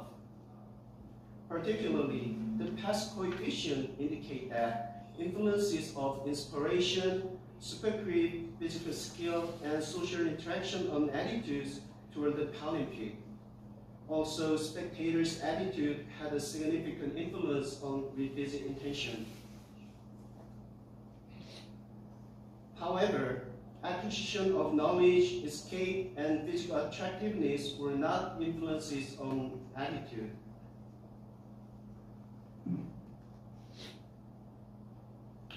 Finally, the bootstrap to standardized indirect effects revealed that attitudes mediate the relationship between inspiration, supercreep, physical skill, social interaction, and intentions. But no mediation effects were found between acquisition of knowledge, escape, and physical attractiveness and revisit intention.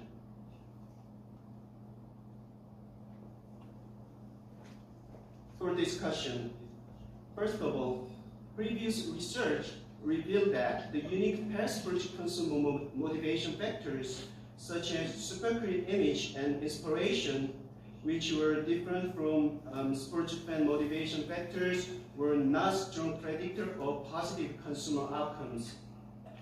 However, this study found inspiration, supercreep image, physical skill, and social interaction have strong influence on attitude, which eventually lead to revisit intentions.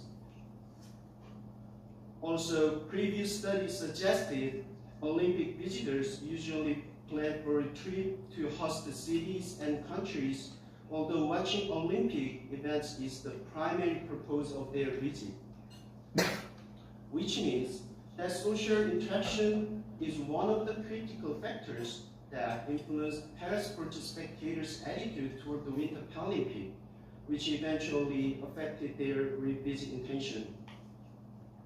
So the result implies that they seem to attend Winter Paralympics to interact with other spectators and spend time with their friends and family before, during, and after the events.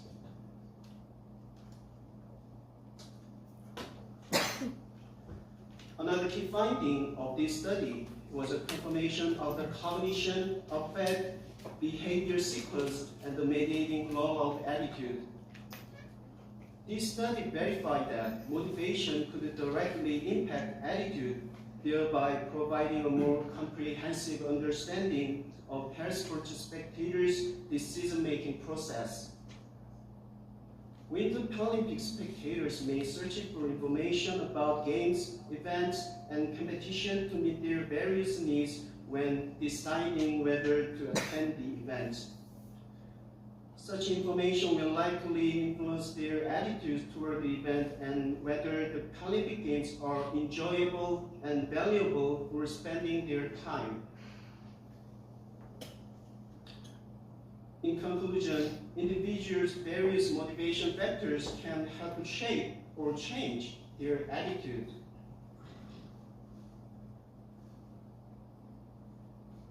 For practical implications, this research contributes to enhancing and expanding the general knowledge in parasport spectators research by applying the motivation scale for disability sports consumption to the Winter Paralympics setting. We found applicability of the scale in other contexts. For practitioners, given that inspiration, supercrete image, and physical skill of Paralympians influence parasport spectators' attitude toward the Winter Paralympics. So, managers and marketers can focus on supercrete images and physical skill of Paralympians when promoting the Paralympics and make more inspiring commercial through various media outlets. In conclusion, Paralympians can inspire young and old people with disability and without disabilities to believe that anything is possible. This positive impact of Paralympians on people and society would be immensely attractive to sports-related organizations and could lead to better success for the Paralympics. This success will ultimately have a positive influence on the parasports industry. Thank you for attending my presentation. Thank you for the presentation. Questions from our audience?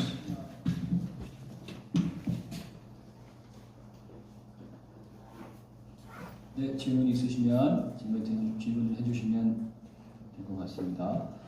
생각하시는 동안 모티베이션 스케일 자체에 이 포커스를 둔 것 같은데 모티베이션이 아니고 왜 모티베이션 스케일을 어플라이 할 수 있다고 이렇게 주장하시는 거죠? 모티베이션 자체가 아니고. 네, 맞습니다. 왜 그런 거죠? 모티베이션 스케일은 모티베이션을 매정하기 위한 하나의 방법인 건데 왜 그 방법적인 부분을 어플라이를 해야 된다는 거죠?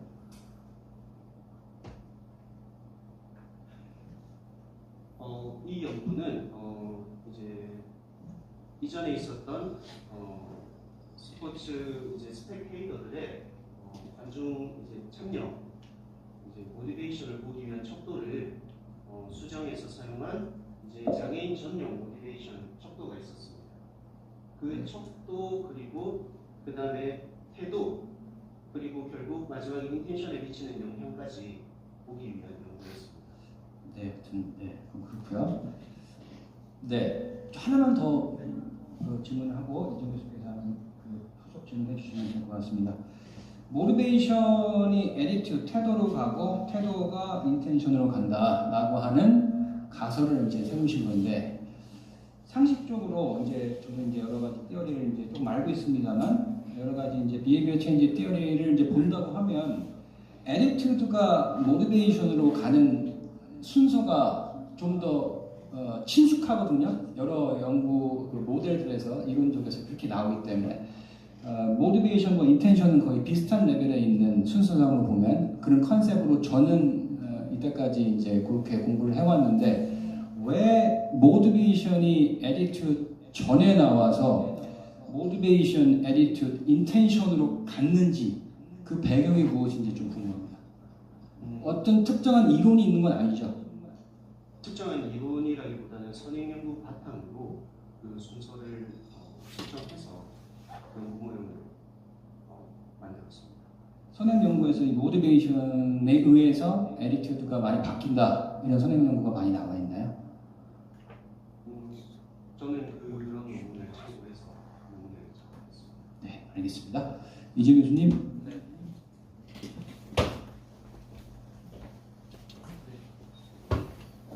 진정 교수님이 너무 협소한 질문을 하셔서 여기 계신 분들을 좀 더 폭넓은 대화가 더 좋을 것 같아서 두 가지 질문인데요. 하나는요. 아주 심플합니다. 왜 2018년도 걸 지금 발표했을까? 네. 그리고 두 번째 질문은 그에 따른 부연 질문인데요.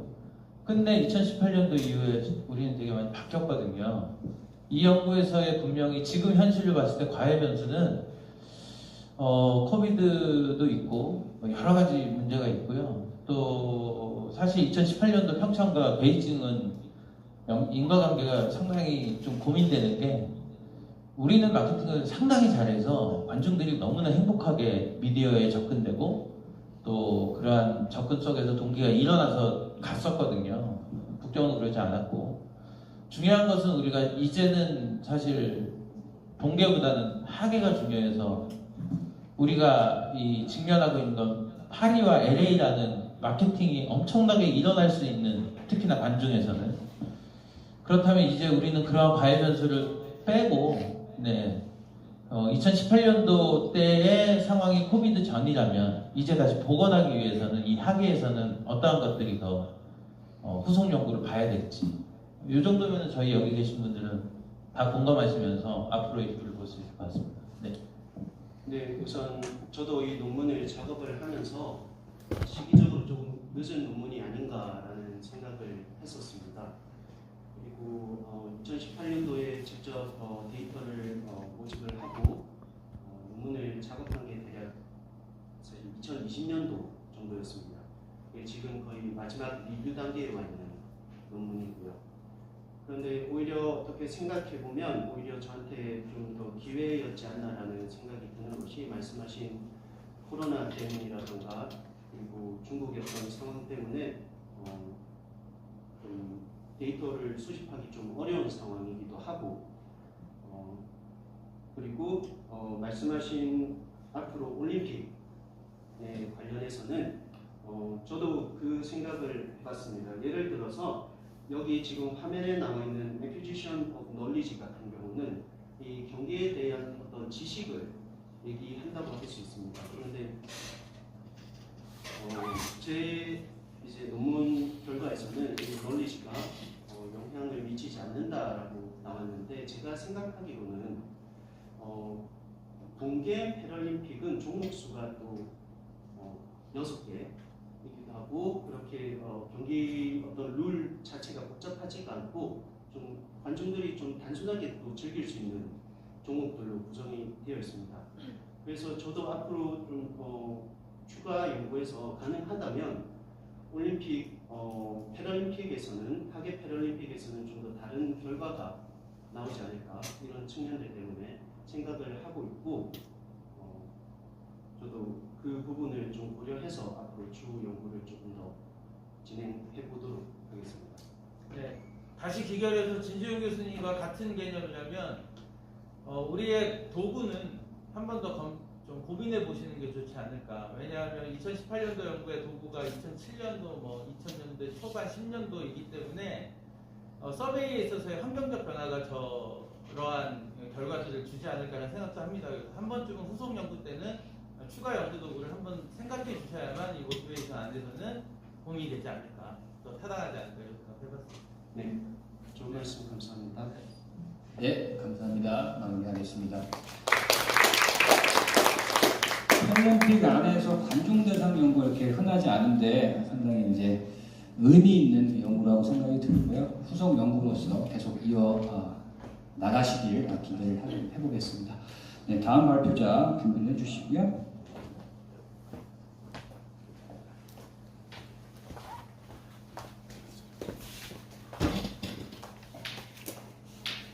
Next presenter is Ms. Hu Kyung-lee from University of Seoul. Her title of presentation is Research Trends of Inclusive Physical Activity in Korea, Text Mining Analysis.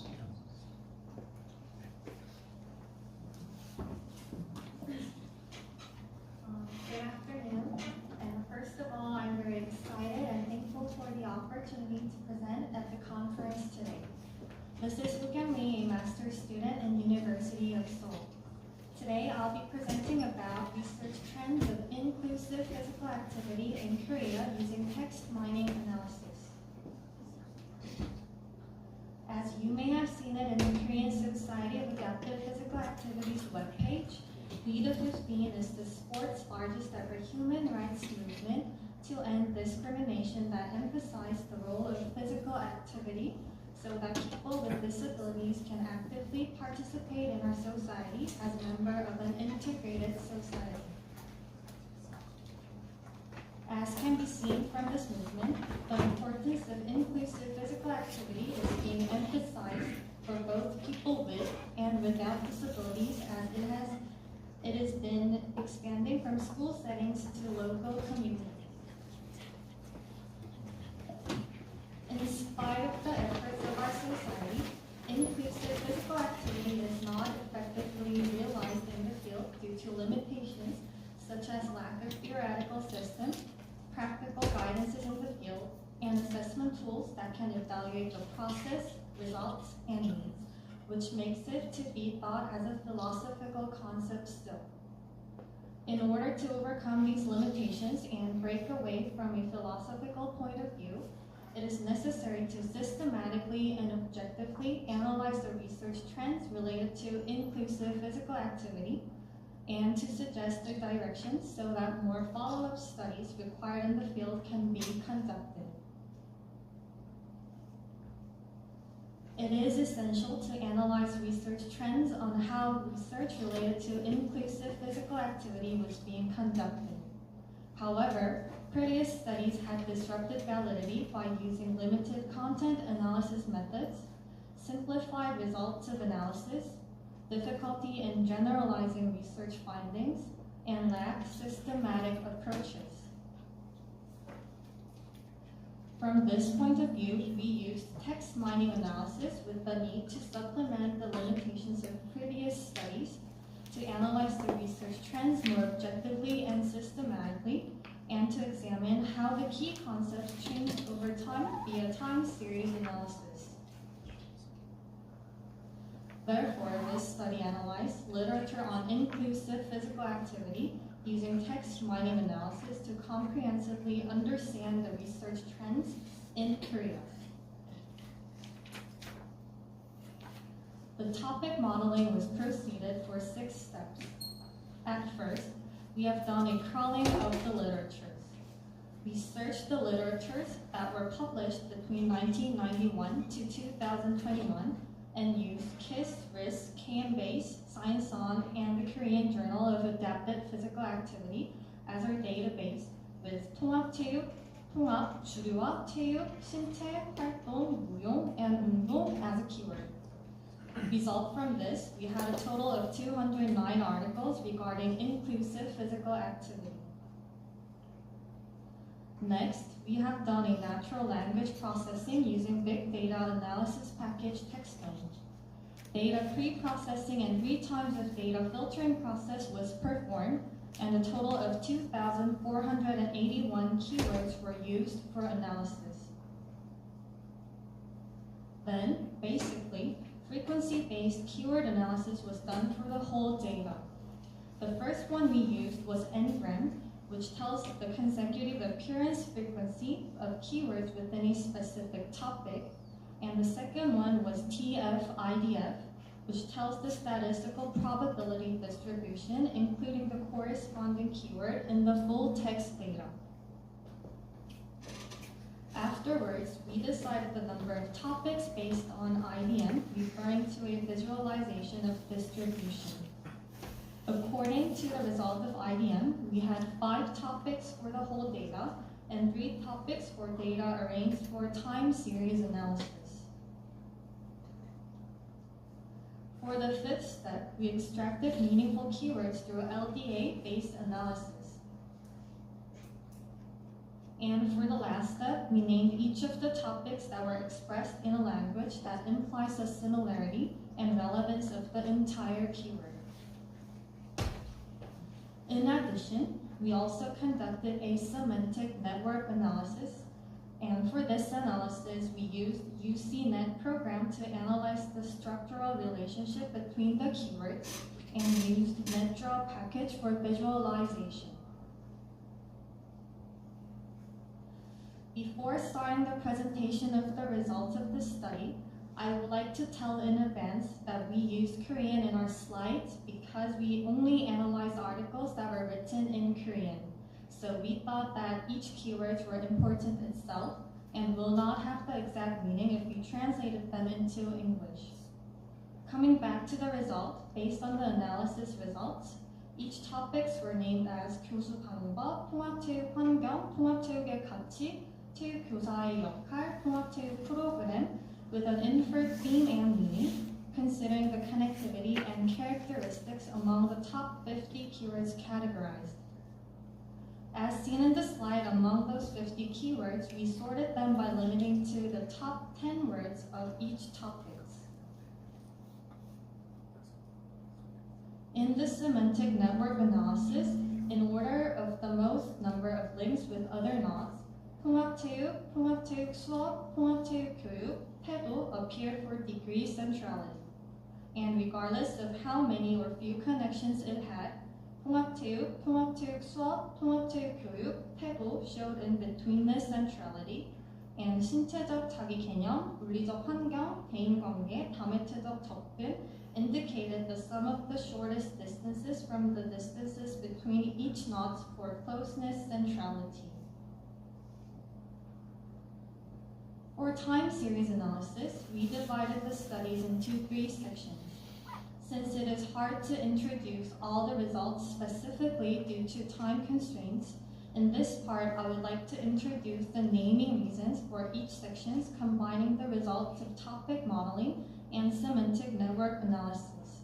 For more information, please refer to our study that was published in the first issue of 2022 in the Korean Journal of Adaptive Physical Activity.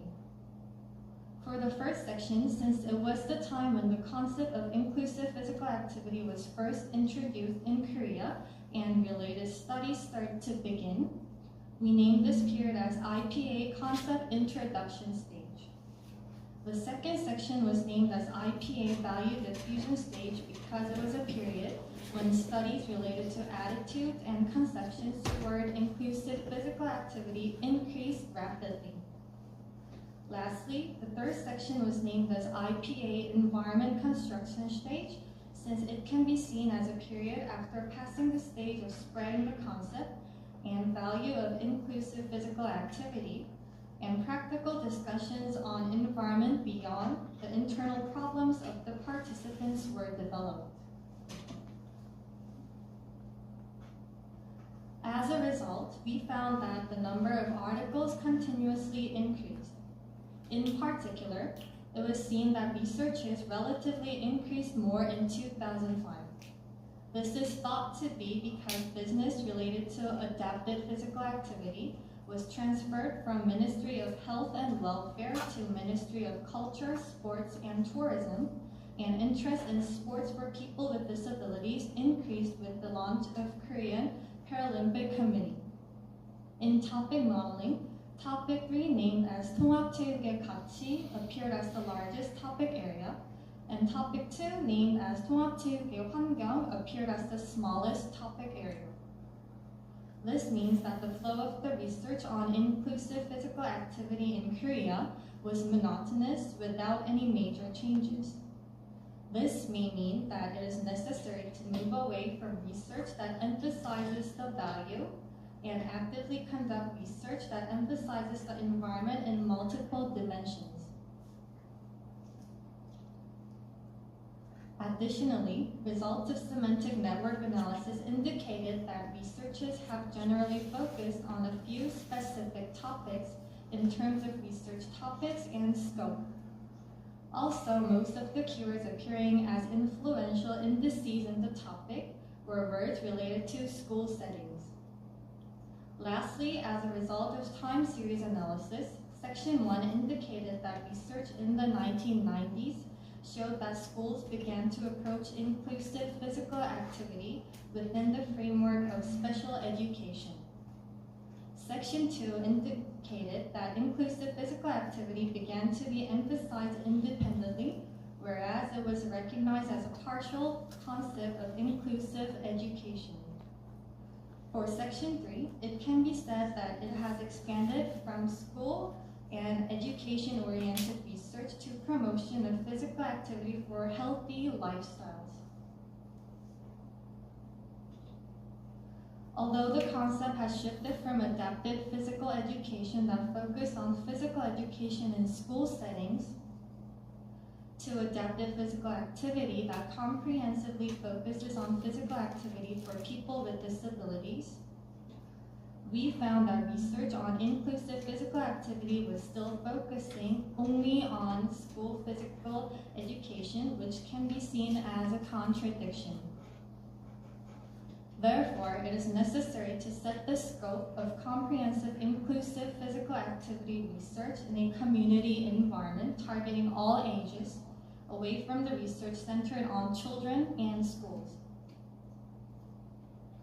Moreover, efforts are needed to move away from value, conception, and attitude-focused studies, and to study more diverse variables. Thus, multidimensional and multidisciplinary mechanism constituting inclusive physical activity or research on the theoretical model should be proceeded to convert a concrete concept centered on the field. Thank you for your attention. Thank you for the presentation. Okay, now open to the audience for any questions, comments, or even critics. Anything is okay.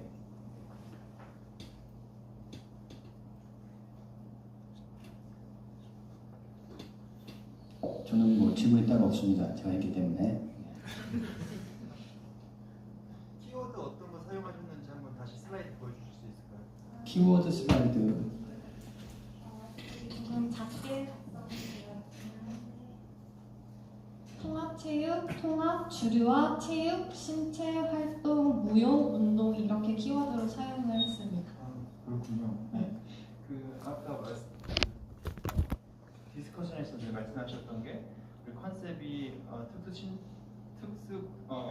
체육 교육에서 특수 신체 활동으로 바뀌었는데 연구는 여전히 통합 체육 교육 그쪽에 머물러 있다고 하셨는데 키워드가 체육 교육에 관련된 키워드를 사용하셔서 통합 신체 활동과 관련된 연구들을 캐치해내지 못한 게 아닌지 궁금합니다. 저희가 키워드를 설정을 할 때 교육의 범위 내에서 설정을 했다기보다는 저희가 되게 다양한 방법으로 검색을 했었는데 우선 국내에서 통합체육을 관련 주제로 수행된 연구들이 위와 같은 키워드들을 주로 사용하고 있어서 가능한 한 많은 논문들을 검색해보기 위해서 위와 같은 키워드를 사용했고 말씀해주신 것처럼 어쩌면 아직은 국내 통합체육 관련 연구들이 통합체육 교육 관련된 거에 초점이 맞춰져 있기 때문에 키워드들도 그렇게 될 수밖에 없었던 게 아닌가라고 저희는 조금 생각을 했습니다. 네, 부가적으로 이제 키워드가 이렇게 딱 나눠져 있는데 저희가 이렇게 나눠진 키워드를 포함해서 전부 다 조합을 했습니다. 그래서 대부분의 아마 연구에서의 키워드가 포함되지 않았을까라고 하는 생각이 좀 있고요. 그래서 지금 국내에서 그런 성향들이 이제 나왔기 때문에 지금 현재 데이터가 지금 다 완성이 돼서 분석 단계에 있는데요. 영문으로 된 논문까지도 지금 다 합쳐서 한 370여 개의 그 통합체육 관련 논문을 지금 다시 분석을 하고 있습니다. 그래서 통합시켜 봤을 때 전부 다 이제 모아봐서 또 어떤 결과가 나올지 또 나중에 또 기회가 되면 발표를 할 수 있을 것 같습니다. 감사합니다.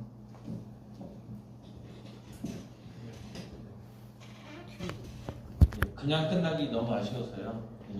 너무 오랜만에 대표해서 사실은 그런데 이러한 그 연구 동향을 분석하는 메타 분석이든 체계적인 연구 방법이든 간에 문헌 교차이든 간에 근데 이걸 한 다음에 다음에 이제 무엇을 할 것이냐를 고민하기 위해서 이 연구를 하잖아요.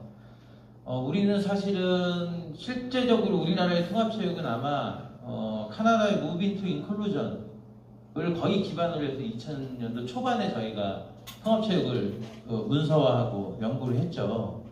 근데 지금이나 그때나 똑같아요.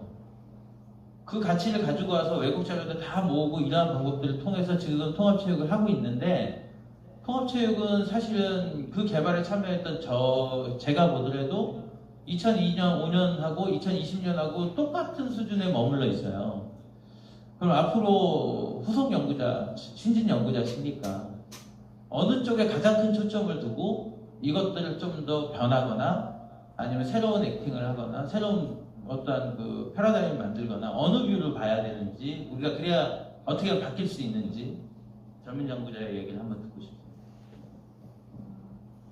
저는 사실 제 개인적인 경험이긴 하지만 이전에 그 장애인복지관에서 실습을 했던 경험이 있었는데 그때 그 사회복지사 선생님들과의 대화를 나눴을 때도 실제로 현장에서 통합체육이라는 프로그램을 열어도 동네 그 노인분들 조금 연령이 높으신 분들만 오시지 장애를 가지신 분들은 잘 오시지 않는다고 많이 하셨고 그런 현상으로만 봐도 아직 현장에서는 통합체육이라는 프로그램을 오픈을 해도 지역 주민만을 위한 프로그램이 된다던가 아니면 너무 아동들을 위주로 학교 위주로 돌아가는 프로그램들이 아직은 많다고 저는 생각을 해서 후에 제가 통합체육을 관련으로 연구를 할 수 있는 기회가 있다면은 저는 조금 더 아동이나 학령기 장애 아동들이나 청소년들을 벗어나서 성인이나 그 이후에 장애를 가진 사람들과 비장애인들이 함께 할 수 있는 그런 체육 환경을 만들어 나가보고 싶다는 또 그런 연구를 해보고 싶다는 생각이 있는 것 같습니다.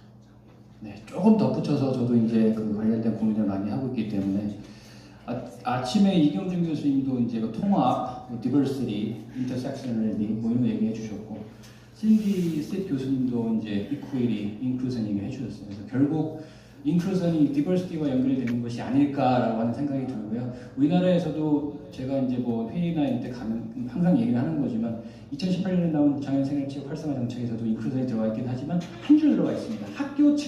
학교에서의 통합체육 활성화. 여기서 벗어나야 된다는 생각이 들고요. 지금 현재 4차 중장기 계획이 집필 중에 있는데 이쪽에 좀 들어가 있고 저도 이제 들어가 있는데 거기서도 계속 주장을 하고 있습니다. 이 통합체육이 꼭 학교에서만 이루어져야 되는 것은 아니다. 그래서 지금 전체적인 분위기도 맞다라고 하는 분위기를 저도 이제 확인을 하고 있고 학교에서 벗어나서 어떻게 하면 통합체육이라고 하는 것이 우리 주변에서 더 많이 보일 수 있을까라고 하는 분위기로 이렇게 점점 더 가고 있지 않는가 생각이 들고요. 또 저희 학회 내에서도 그런 분위기를 좀 더 적극적으로 만들어내기 위해서 여러 가지 이제 활동들을 이제 필요할 거라고 생각이 듭니다. 네. 감사합니다.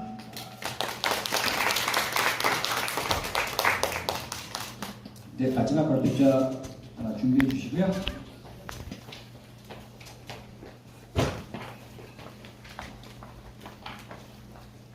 The last presenter is Mr. Chang Soo-han from Korea Employment Agency for Persons with Disabilities. This presentation is about comparison of labor provision by operation type of disabled sports unemployment team. Let's give him a big applause.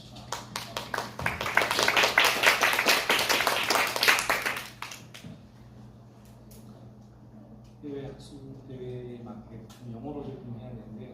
저는 이게 의미 전달의 폭을 조금 넓히고 개인적인 홍보 널리 알린다는 의미에서 공문으로 발표하도록 하겠습니다. 양해 부탁드리겠습니다.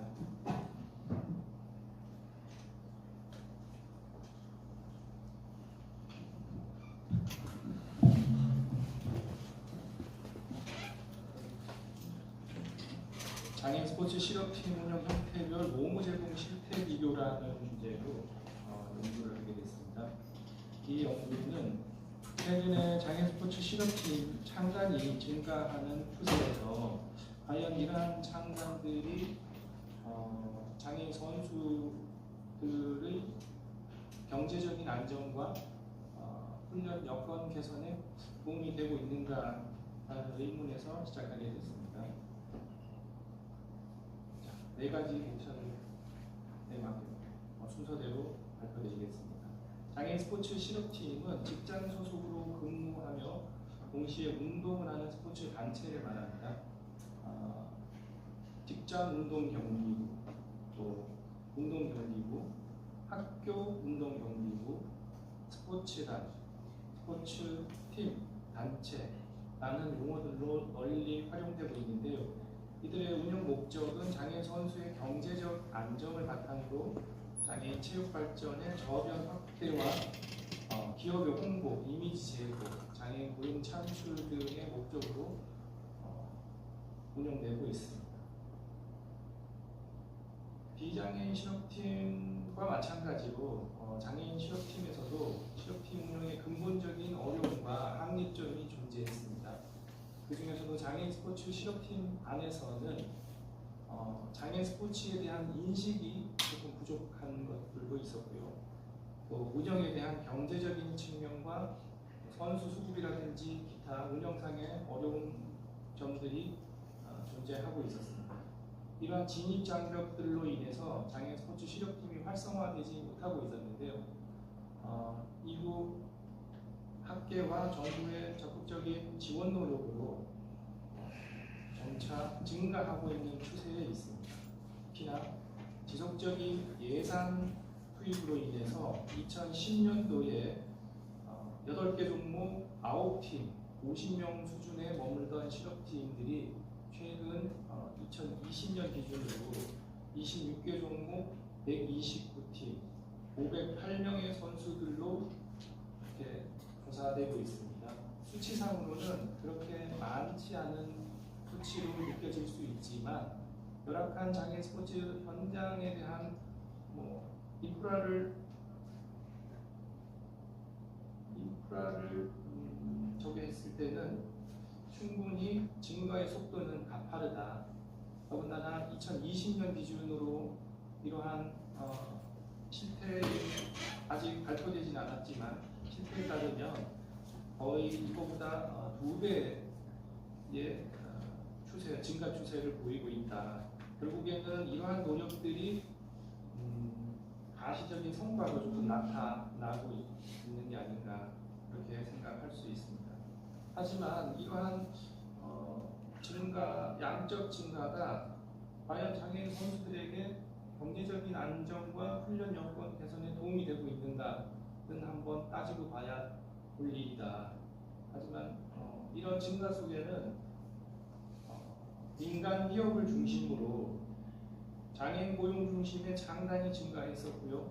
그에 따른 운영 관리를 최소화하는 대신 장애인 의무 고용에 대한 이행 수단으로 널리 창단되고 있는 게 아닌가라는 의심을 갖고 있는 상황입니다.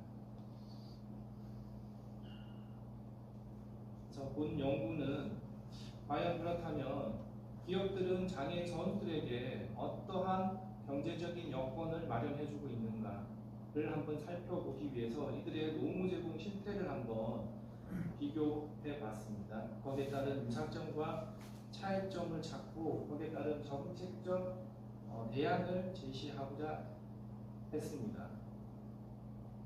이를 위해서 선수들의 근로계약서를 한번 살펴보게 됐었는데요. 근로계약서는 고용과 연계되어 있는 실업팀이 증가하면서 조금 더 적극적으로 보기 위해서 근로계약서만한 내용이 없을 것 같았습니다. 그래서 근로계약서를 일단은 다 살펴보기로 했었고요. 장애인 실업팀의 3가지 유형을 기준으로 지역은 한 곳으로만 조금 두고 휠체어, 농구, 수영 등 5종목의 7명의 선수들을 선별해서 그때 근로계약서를 일단은 수집을 했었고요. 인터뷰와 현장 검증은 장애인 선수를 통해서 또 인사 담당자를 통해서 한번 해봤습니다. 이러한 현장 인터뷰의 목적은 근로계약서의 내용과 선수들이 실제로 하고 있는 내용의 확인을 위해서, 검증을 위해서 충분히 활용을 했었고요. 거기에 대해서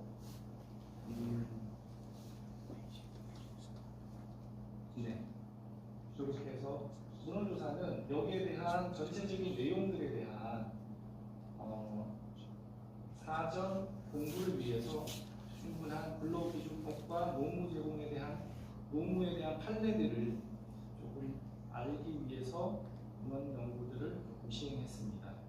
거기에 따라서 표준 근로계약서를 분석 자료로 활용하다 보니 연구 윤리에 대한 제한점들이 많이 발생했습니다. 특히나 선수들은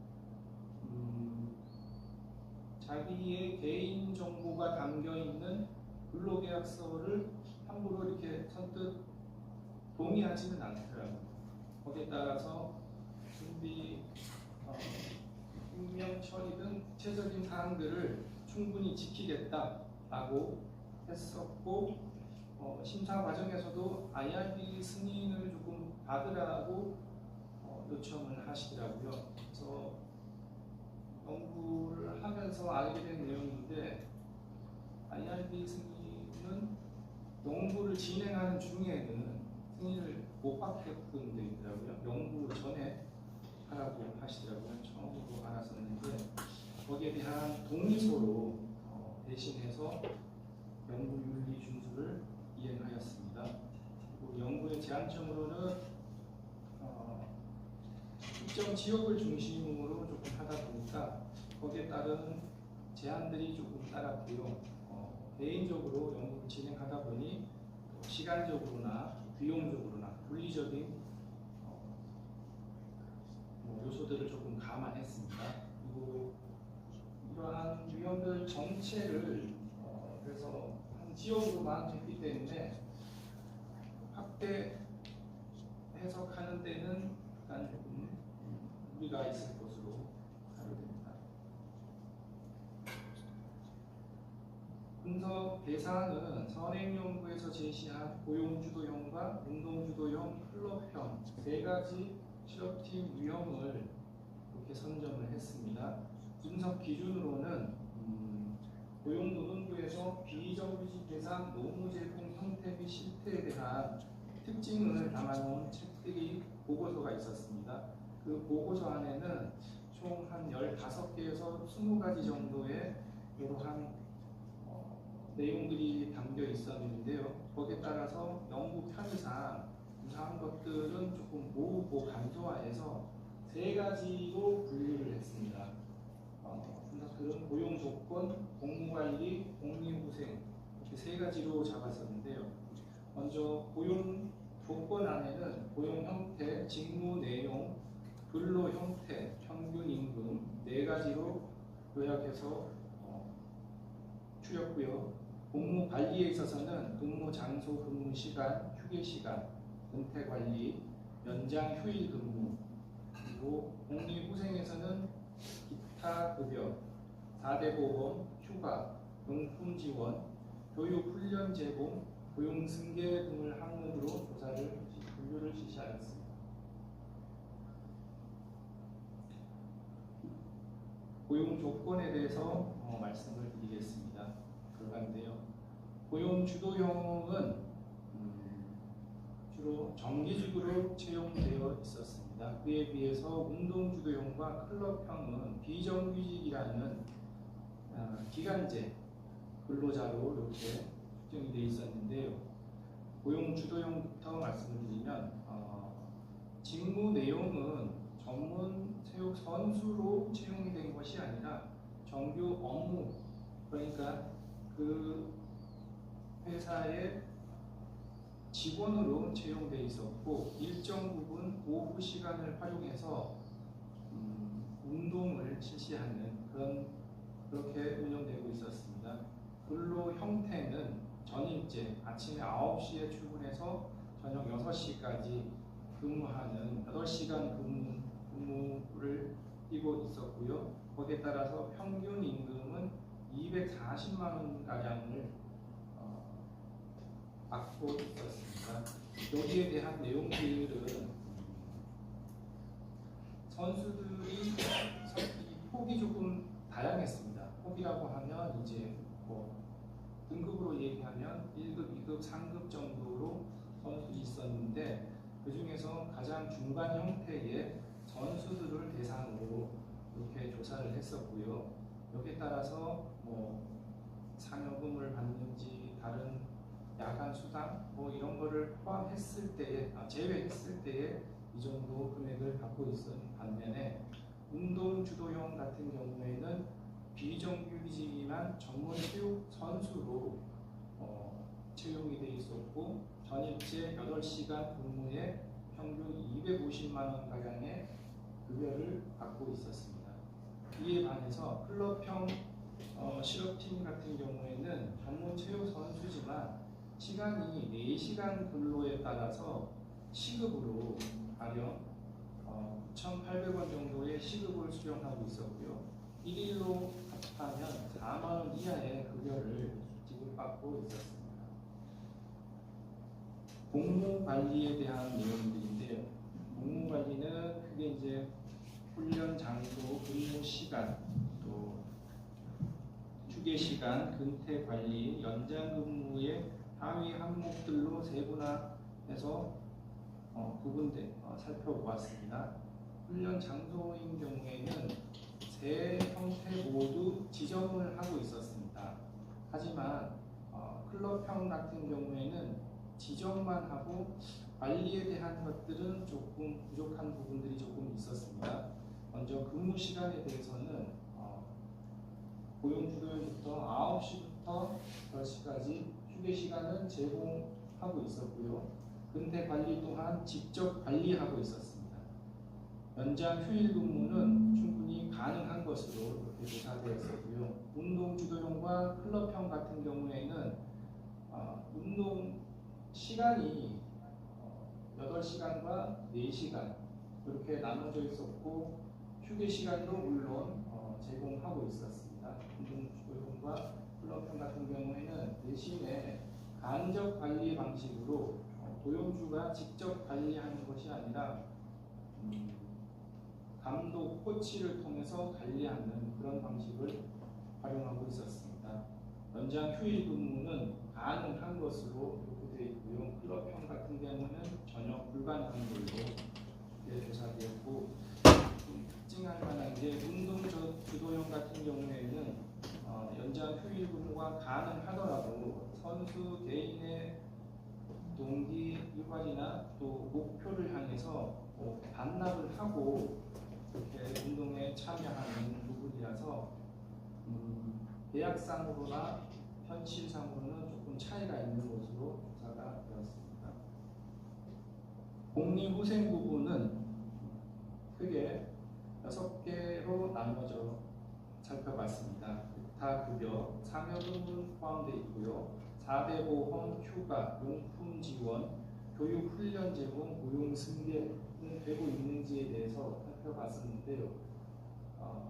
기타 급여 같은 부분은 다 지급되고 있었지만 클럽형 같은 경우에는 계약 내용 안에서 지급이 안 되는 것으로 그렇게 되어 있었습니다. 특히나 운동 주도형 같은 경우에는 상여금을 제외한 보상금을 지급하는 것으로 포함이 되어 있었고요. 4대 보험 같은 경우에는 상해보험, 그러니까 이런 것들은 산재보험은 모든 사업장에서 의무적으로 가입하도록 하고 있었기 때문에 다들 가입하고 있었지만 또 국민연금이라든지 이런 3대 보험 같은 경우에는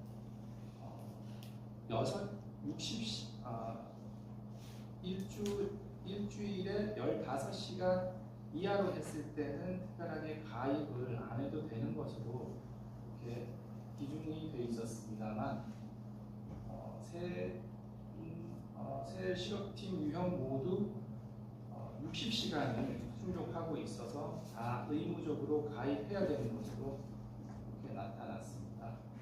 용품 지원의 경우에는 고용주도형과 운동주도형 두 유형은 지급하는 것으로 되어 있었지만 클럽형 같은 경우에는 지급을 하지 않고 있었고요.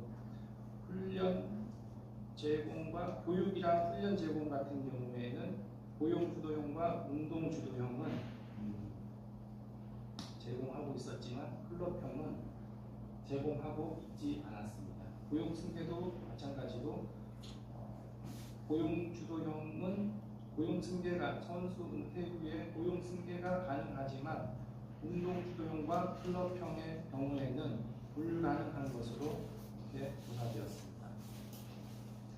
끝으로 정책적인 제언입니다.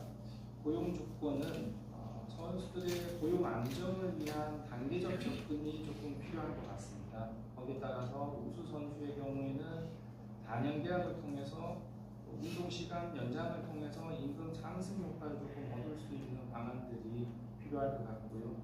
정규직과 또 비정규직 간의 임금 격차가 너무 큰데 다 정규직화에 대한 것들은 우리가 있으니 비정규직에 대한 임금 격차 해소를 위해서 시급을 조금 더 단계적으로 인상하는 방안들을 제시했었고, 대회 성과에 따라서 보상금 지급들이 조금 고르게 지급될 수 있도록 하면 어떨까에 대한 제언을 드렸습니다.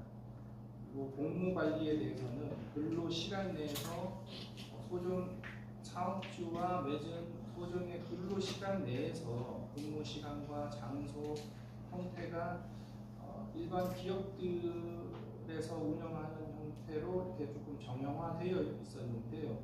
실업팀에 맞게끔 유연하게 유연한 근무 제도를 조금 활용할 수 있는 방법들 이런 것들도 적용됐으면, 또한 중증 선수들의 경우는 출퇴근에 대한 어려움들이 조금 많았었는데요. 그러한 장애 유형이나 또 종목 특성, 훈련 방식 등을 고려해서 팀 실정에 맞는 복무 체계가 조금 마련이 됐으면 좋겠다에 대한 필요성을 제기했습니다. 그리고 복무 관리 기준도 조금 유형마다 천차만별인데요. 특히나 클럽형 같은 경우에는 거기에 따라서 운영 관리를 최소화하다 보니 선수에 대한 관리 또한 충분히 안 되고 있었는데, 이러한 체계화된 복무 관리 시스템의 적용이 조금 필요할 것 같습니다. 다음은 복리후생에 관한 내용들인데요. 복리후생은 사실은 기업에서 조금 주관적으로 알아서 의무적으로 이렇게 제공하고 그런 건 아니지만, 우수한 기업일수록 직원들에게 세심한 관리 이런 것들도 제공되는데, 기업마다 복지 제도에 대한 애사심과 소속감을 높이기 위한 방법, 또 만족도 향상을 위해서 제공할 수 있는 방안들, 또 기업이 선수에게 제공하는 복리후생의 수준은 우수 선수 확보 차원에서라도 중요한 요소가 되기 때문에 거기에 따라서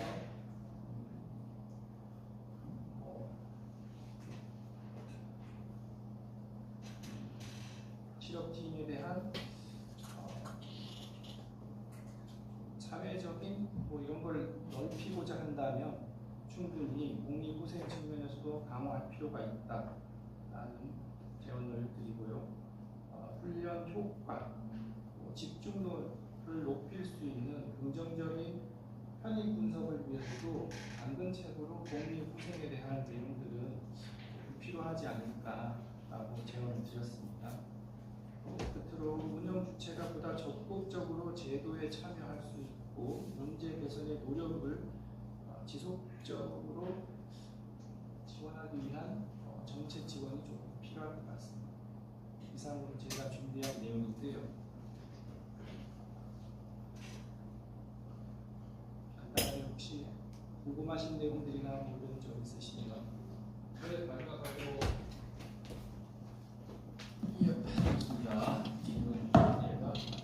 죄송합니다. 또 손을 들었는데요. 정말 중요한 질문인 것 같아서 이건 놓치지 않고 빨리 해야 될 것 같아서 들었습니다. 죄송합니다.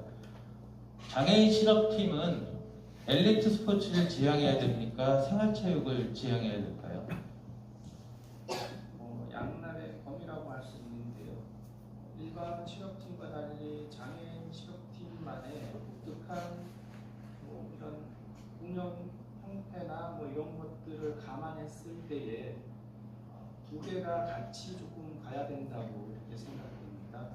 그 중에 하나는 클럽형 같은 경우 현장에서 선수들이 바라보는 인식은 굉장히 불편하더라고요. 하지만 클럽형 실업팀에 소속되어 있는 선수들은 만족도가 굉장히 높았습니다. 왜 그러냐 하면 그분들이 생각하는 직업의 의미랑 직장의 의미, 또 운동의 의미는 전문 선수들 못지않은 열정이라든지 이런 게 느껴졌었는데, 다만 그분들이 결과로 나타내기가 어려웠기 때문에 거기에서 만족하는 것이 아닌가라고 생각되더라고요. 그래서 개인적인 연구자 입장에서는 이 세 가지 유형을 놓고 계속 연구하는 이유 중에 하나는 클럽형도 선수들이 전문 선수로서 역량을 발휘할 수 있는 환경을 마련해 주었으면 어떨까. 고용주도형은 고용주도형 나름대로 좀 활성화할 수 있는 방안은 없을까에 대한 고민에서 계속 연구를 진행하고 있습니다. 네, 이 문제는 저희가 아마도 고용공단에 지금 계시기 때문에 이 체육환경과 다른 정부주도 기관이지 않습니까? 어쩌면 저희는 대한장애인체육회와 고용공단과 저희 학회가 이 문제에 관한 세미나를 또는 학회를 꼭 한번 열어야 된다고 생각을 하는데요. 저는 개인적으로 클럽형은 실업팀에서 존치를 하지 않아야 된다고 생각합니다. 왜냐하면 지금 발표자께서 말씀하시는 거에 좀 이슈를 던져드려야 우리가 좀 충격적인 발언이라고 생각하더라도, 왜냐하면 이 클럽형에 참가하는 참여자의 동기는 우리 아까 관람에서도 나왔는데요. 동기 없습니다. 옆에 있는 학부모나 아니면 활동보조인들이 데리고 오고 운동하고 가는 상황입니다. 또한 더 문제가 되는 상황은 이들의 고용임금 보시면 아시겠지만 한 달에 한 100만원, 80만원에서 100만원 받는데요. 그 중에 30%를 기업을 알선해주는 어떠한 단체가 수수료를 띄어가고 있는 게 지금의 현실입니다. 우리의 장애인들이 생활체육으로 내오고 있고 직장에 고용개발항에서 만들어주신 의무고용은 너무 감사하지만 그 순수한 자본이 전달되지 않고 중간에 어떠한 브로커들이 우리 장애인들의 몫을 지금 편취하고 있습니다. 지금 이 문제는 체육관연구원에서 실태조사의 연구를 하고 있고요. 그리고 서울시 장애인체육회는 TF팀을 지금 구성해서 제가 참석하기로 되어 있습니다. 물론 우리가 생활체육이나 여러 가지 사회에 대한 복귀로서의 우리 장애인들이 정상화가 이루어지지 않고 집안에만 있는 문제는 있지만, 그 문제가 이러한 경제적인 측면에서의 편취나 아니면 적정한 사회의 경제 논리를 존폐하는 위기까지의 문제가 되는 일들이 벌어지는 것을 우리가 간과한다면 우리는 페어하지 않다고 생각합니다. 공정하지 않다고 생각합니다. 그래서 한 번쯤은 꼭 고용개발원에서도 이슈화 해주시고, 저희 대한장애인체육회는 체육관연구원이랑 계속 지금 이 내용을 좀 간주하고 있으니까요. 또 우리 학회에서도 이 내용은 정말로 심각하게 정말로 딜레마에 빠져 있는 상황입니다. 필요하지만 과정은 잘못되어 있는 상황이어서 이 내용들 함께 앞으로도 공유했으면 좋겠습니다. 감사합니다. 네, 감사합니다. 혹시 다른 질문 또 있으실까요? 네.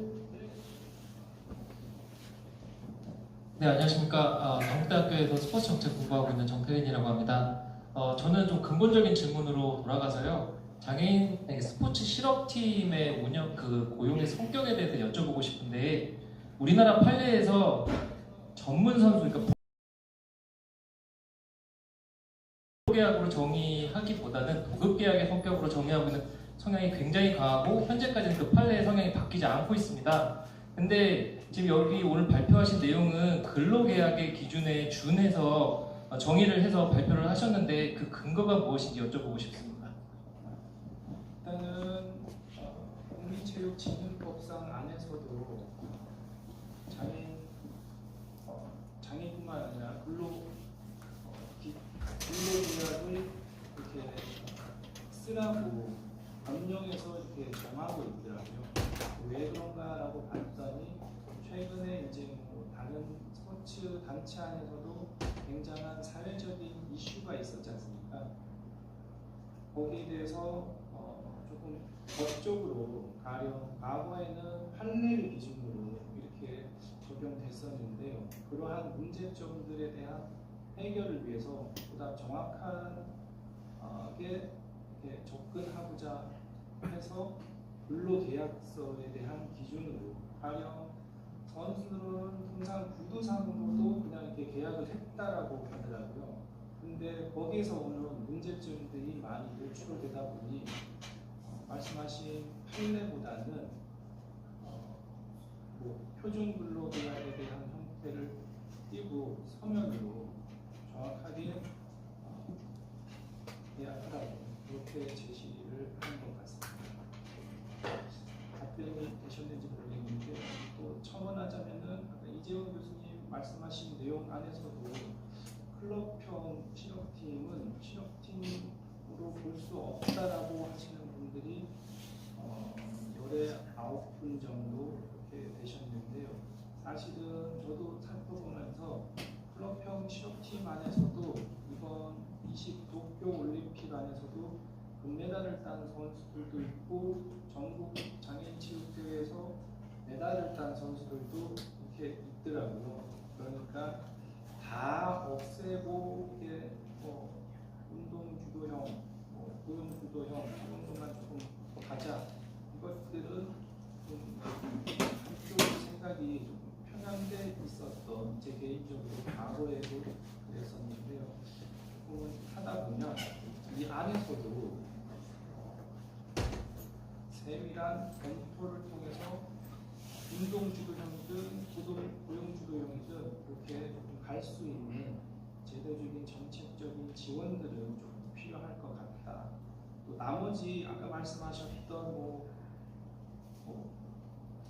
근로복지인들이 온다든지 이런 분들 같은 경우에는 순수하게 기업에서 사회적인 책임을 다할 수 있도록 선수에게는 일정 부분 사회적인 역할을 할 수 있는 그러한 형태의 직으로 이렇게 좀 남겨놓는 게 어떨까라는 게 개인적인 생각입니다. 네, 이만 마무리하겠습니다. 중요한 주제 관련해서 발표해 주셔서 매우 감사드리겠습니다.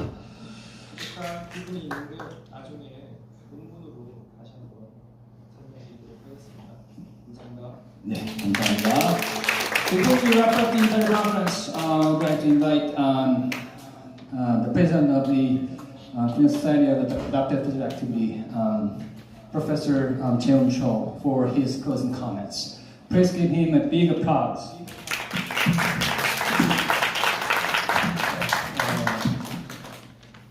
이것으로 우리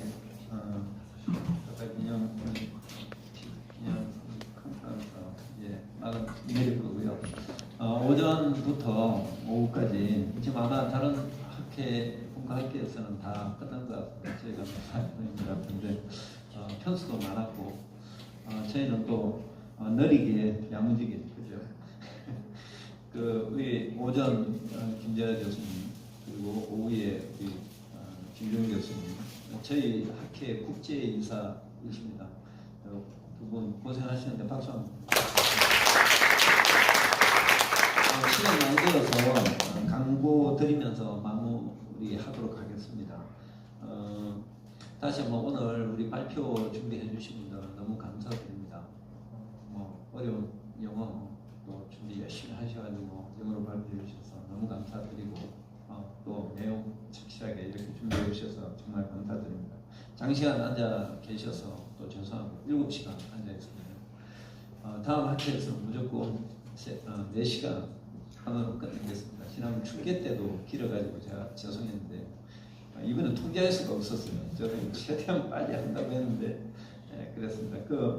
그리고 저희가 연구랩 지금 진행되고 있습니다. 11개 랩이 돌아가고 있는데 요거 우리 학회 네이버 카페 여러분들 가입하셔가지고 한 60분 가입하고 계십니다. 거기 가면 여러 정보들이 있습니다. 지금도 참여가 가능하고요. 랩 활동 적극적으로 하고 계시거든요. 참여해서 같이 공부하시기 바랍니다. 그리고 시설 개방 사업 8개 대학 지원해서 하고 있는데 9월부터 이제 우리가 현장 근무를 합니다. 같이 좀 이제 어떻게 잘 되고 있나 어려움이 없나 좀 살펴보려고 하는데 참고를 하시기 바라고 우리 차기 학회는 그 체전 기념으로 하긴 할 건데 아마 한국체육학회에서 하는 학회는 저희가 많이 지금까지 발표는 안 한 것 같습니다. 참여는 할 건데 저희가 그 다음 바로 한 지금 체전이 10월 19일부터 24일간 있네요. 울산에서 있습니다. 저희 이 기간 중에 뭐 금요일이나 토요일 적정한 날짜를 잡아서 울산에서 이제 기념 학술대회가 있습니다. 이번 학술대회에서는 대한장애인 체육회하고 함께 할 거고요. 맨 마지막에 우리 뭐 실업팀 뭐 이런 정책에 관련되어서 집중적으로 이번에 보려고 합니다. 그래서 아마 지금 여러 정책들이 진행되고 있습니다. 4차 중장기 발전 계획도 지금 수립 중에 있고요. 그리고 장애인 지역지원법도 발의되고 있고요. 뭐 앞으로 이런 뭐 실업팀뿐만 아니라 여러 정책들이 있는데 그 중에서 가장 이슈되는 것들 몇 가지를 가지고 집중해서 하려고 합니다. 많이 참여 부탁드리겠습니다. 오늘 그 아침 시간부터 늦은 시간 지금 뭐 5시간 다 됐는데 너무너무 감사드립니다. 그리고 안녕히 돌아가시고요. 다음 학기 때 뵙도록 하겠습니다. 다시 한번 감사드립니다. 고맙습니다.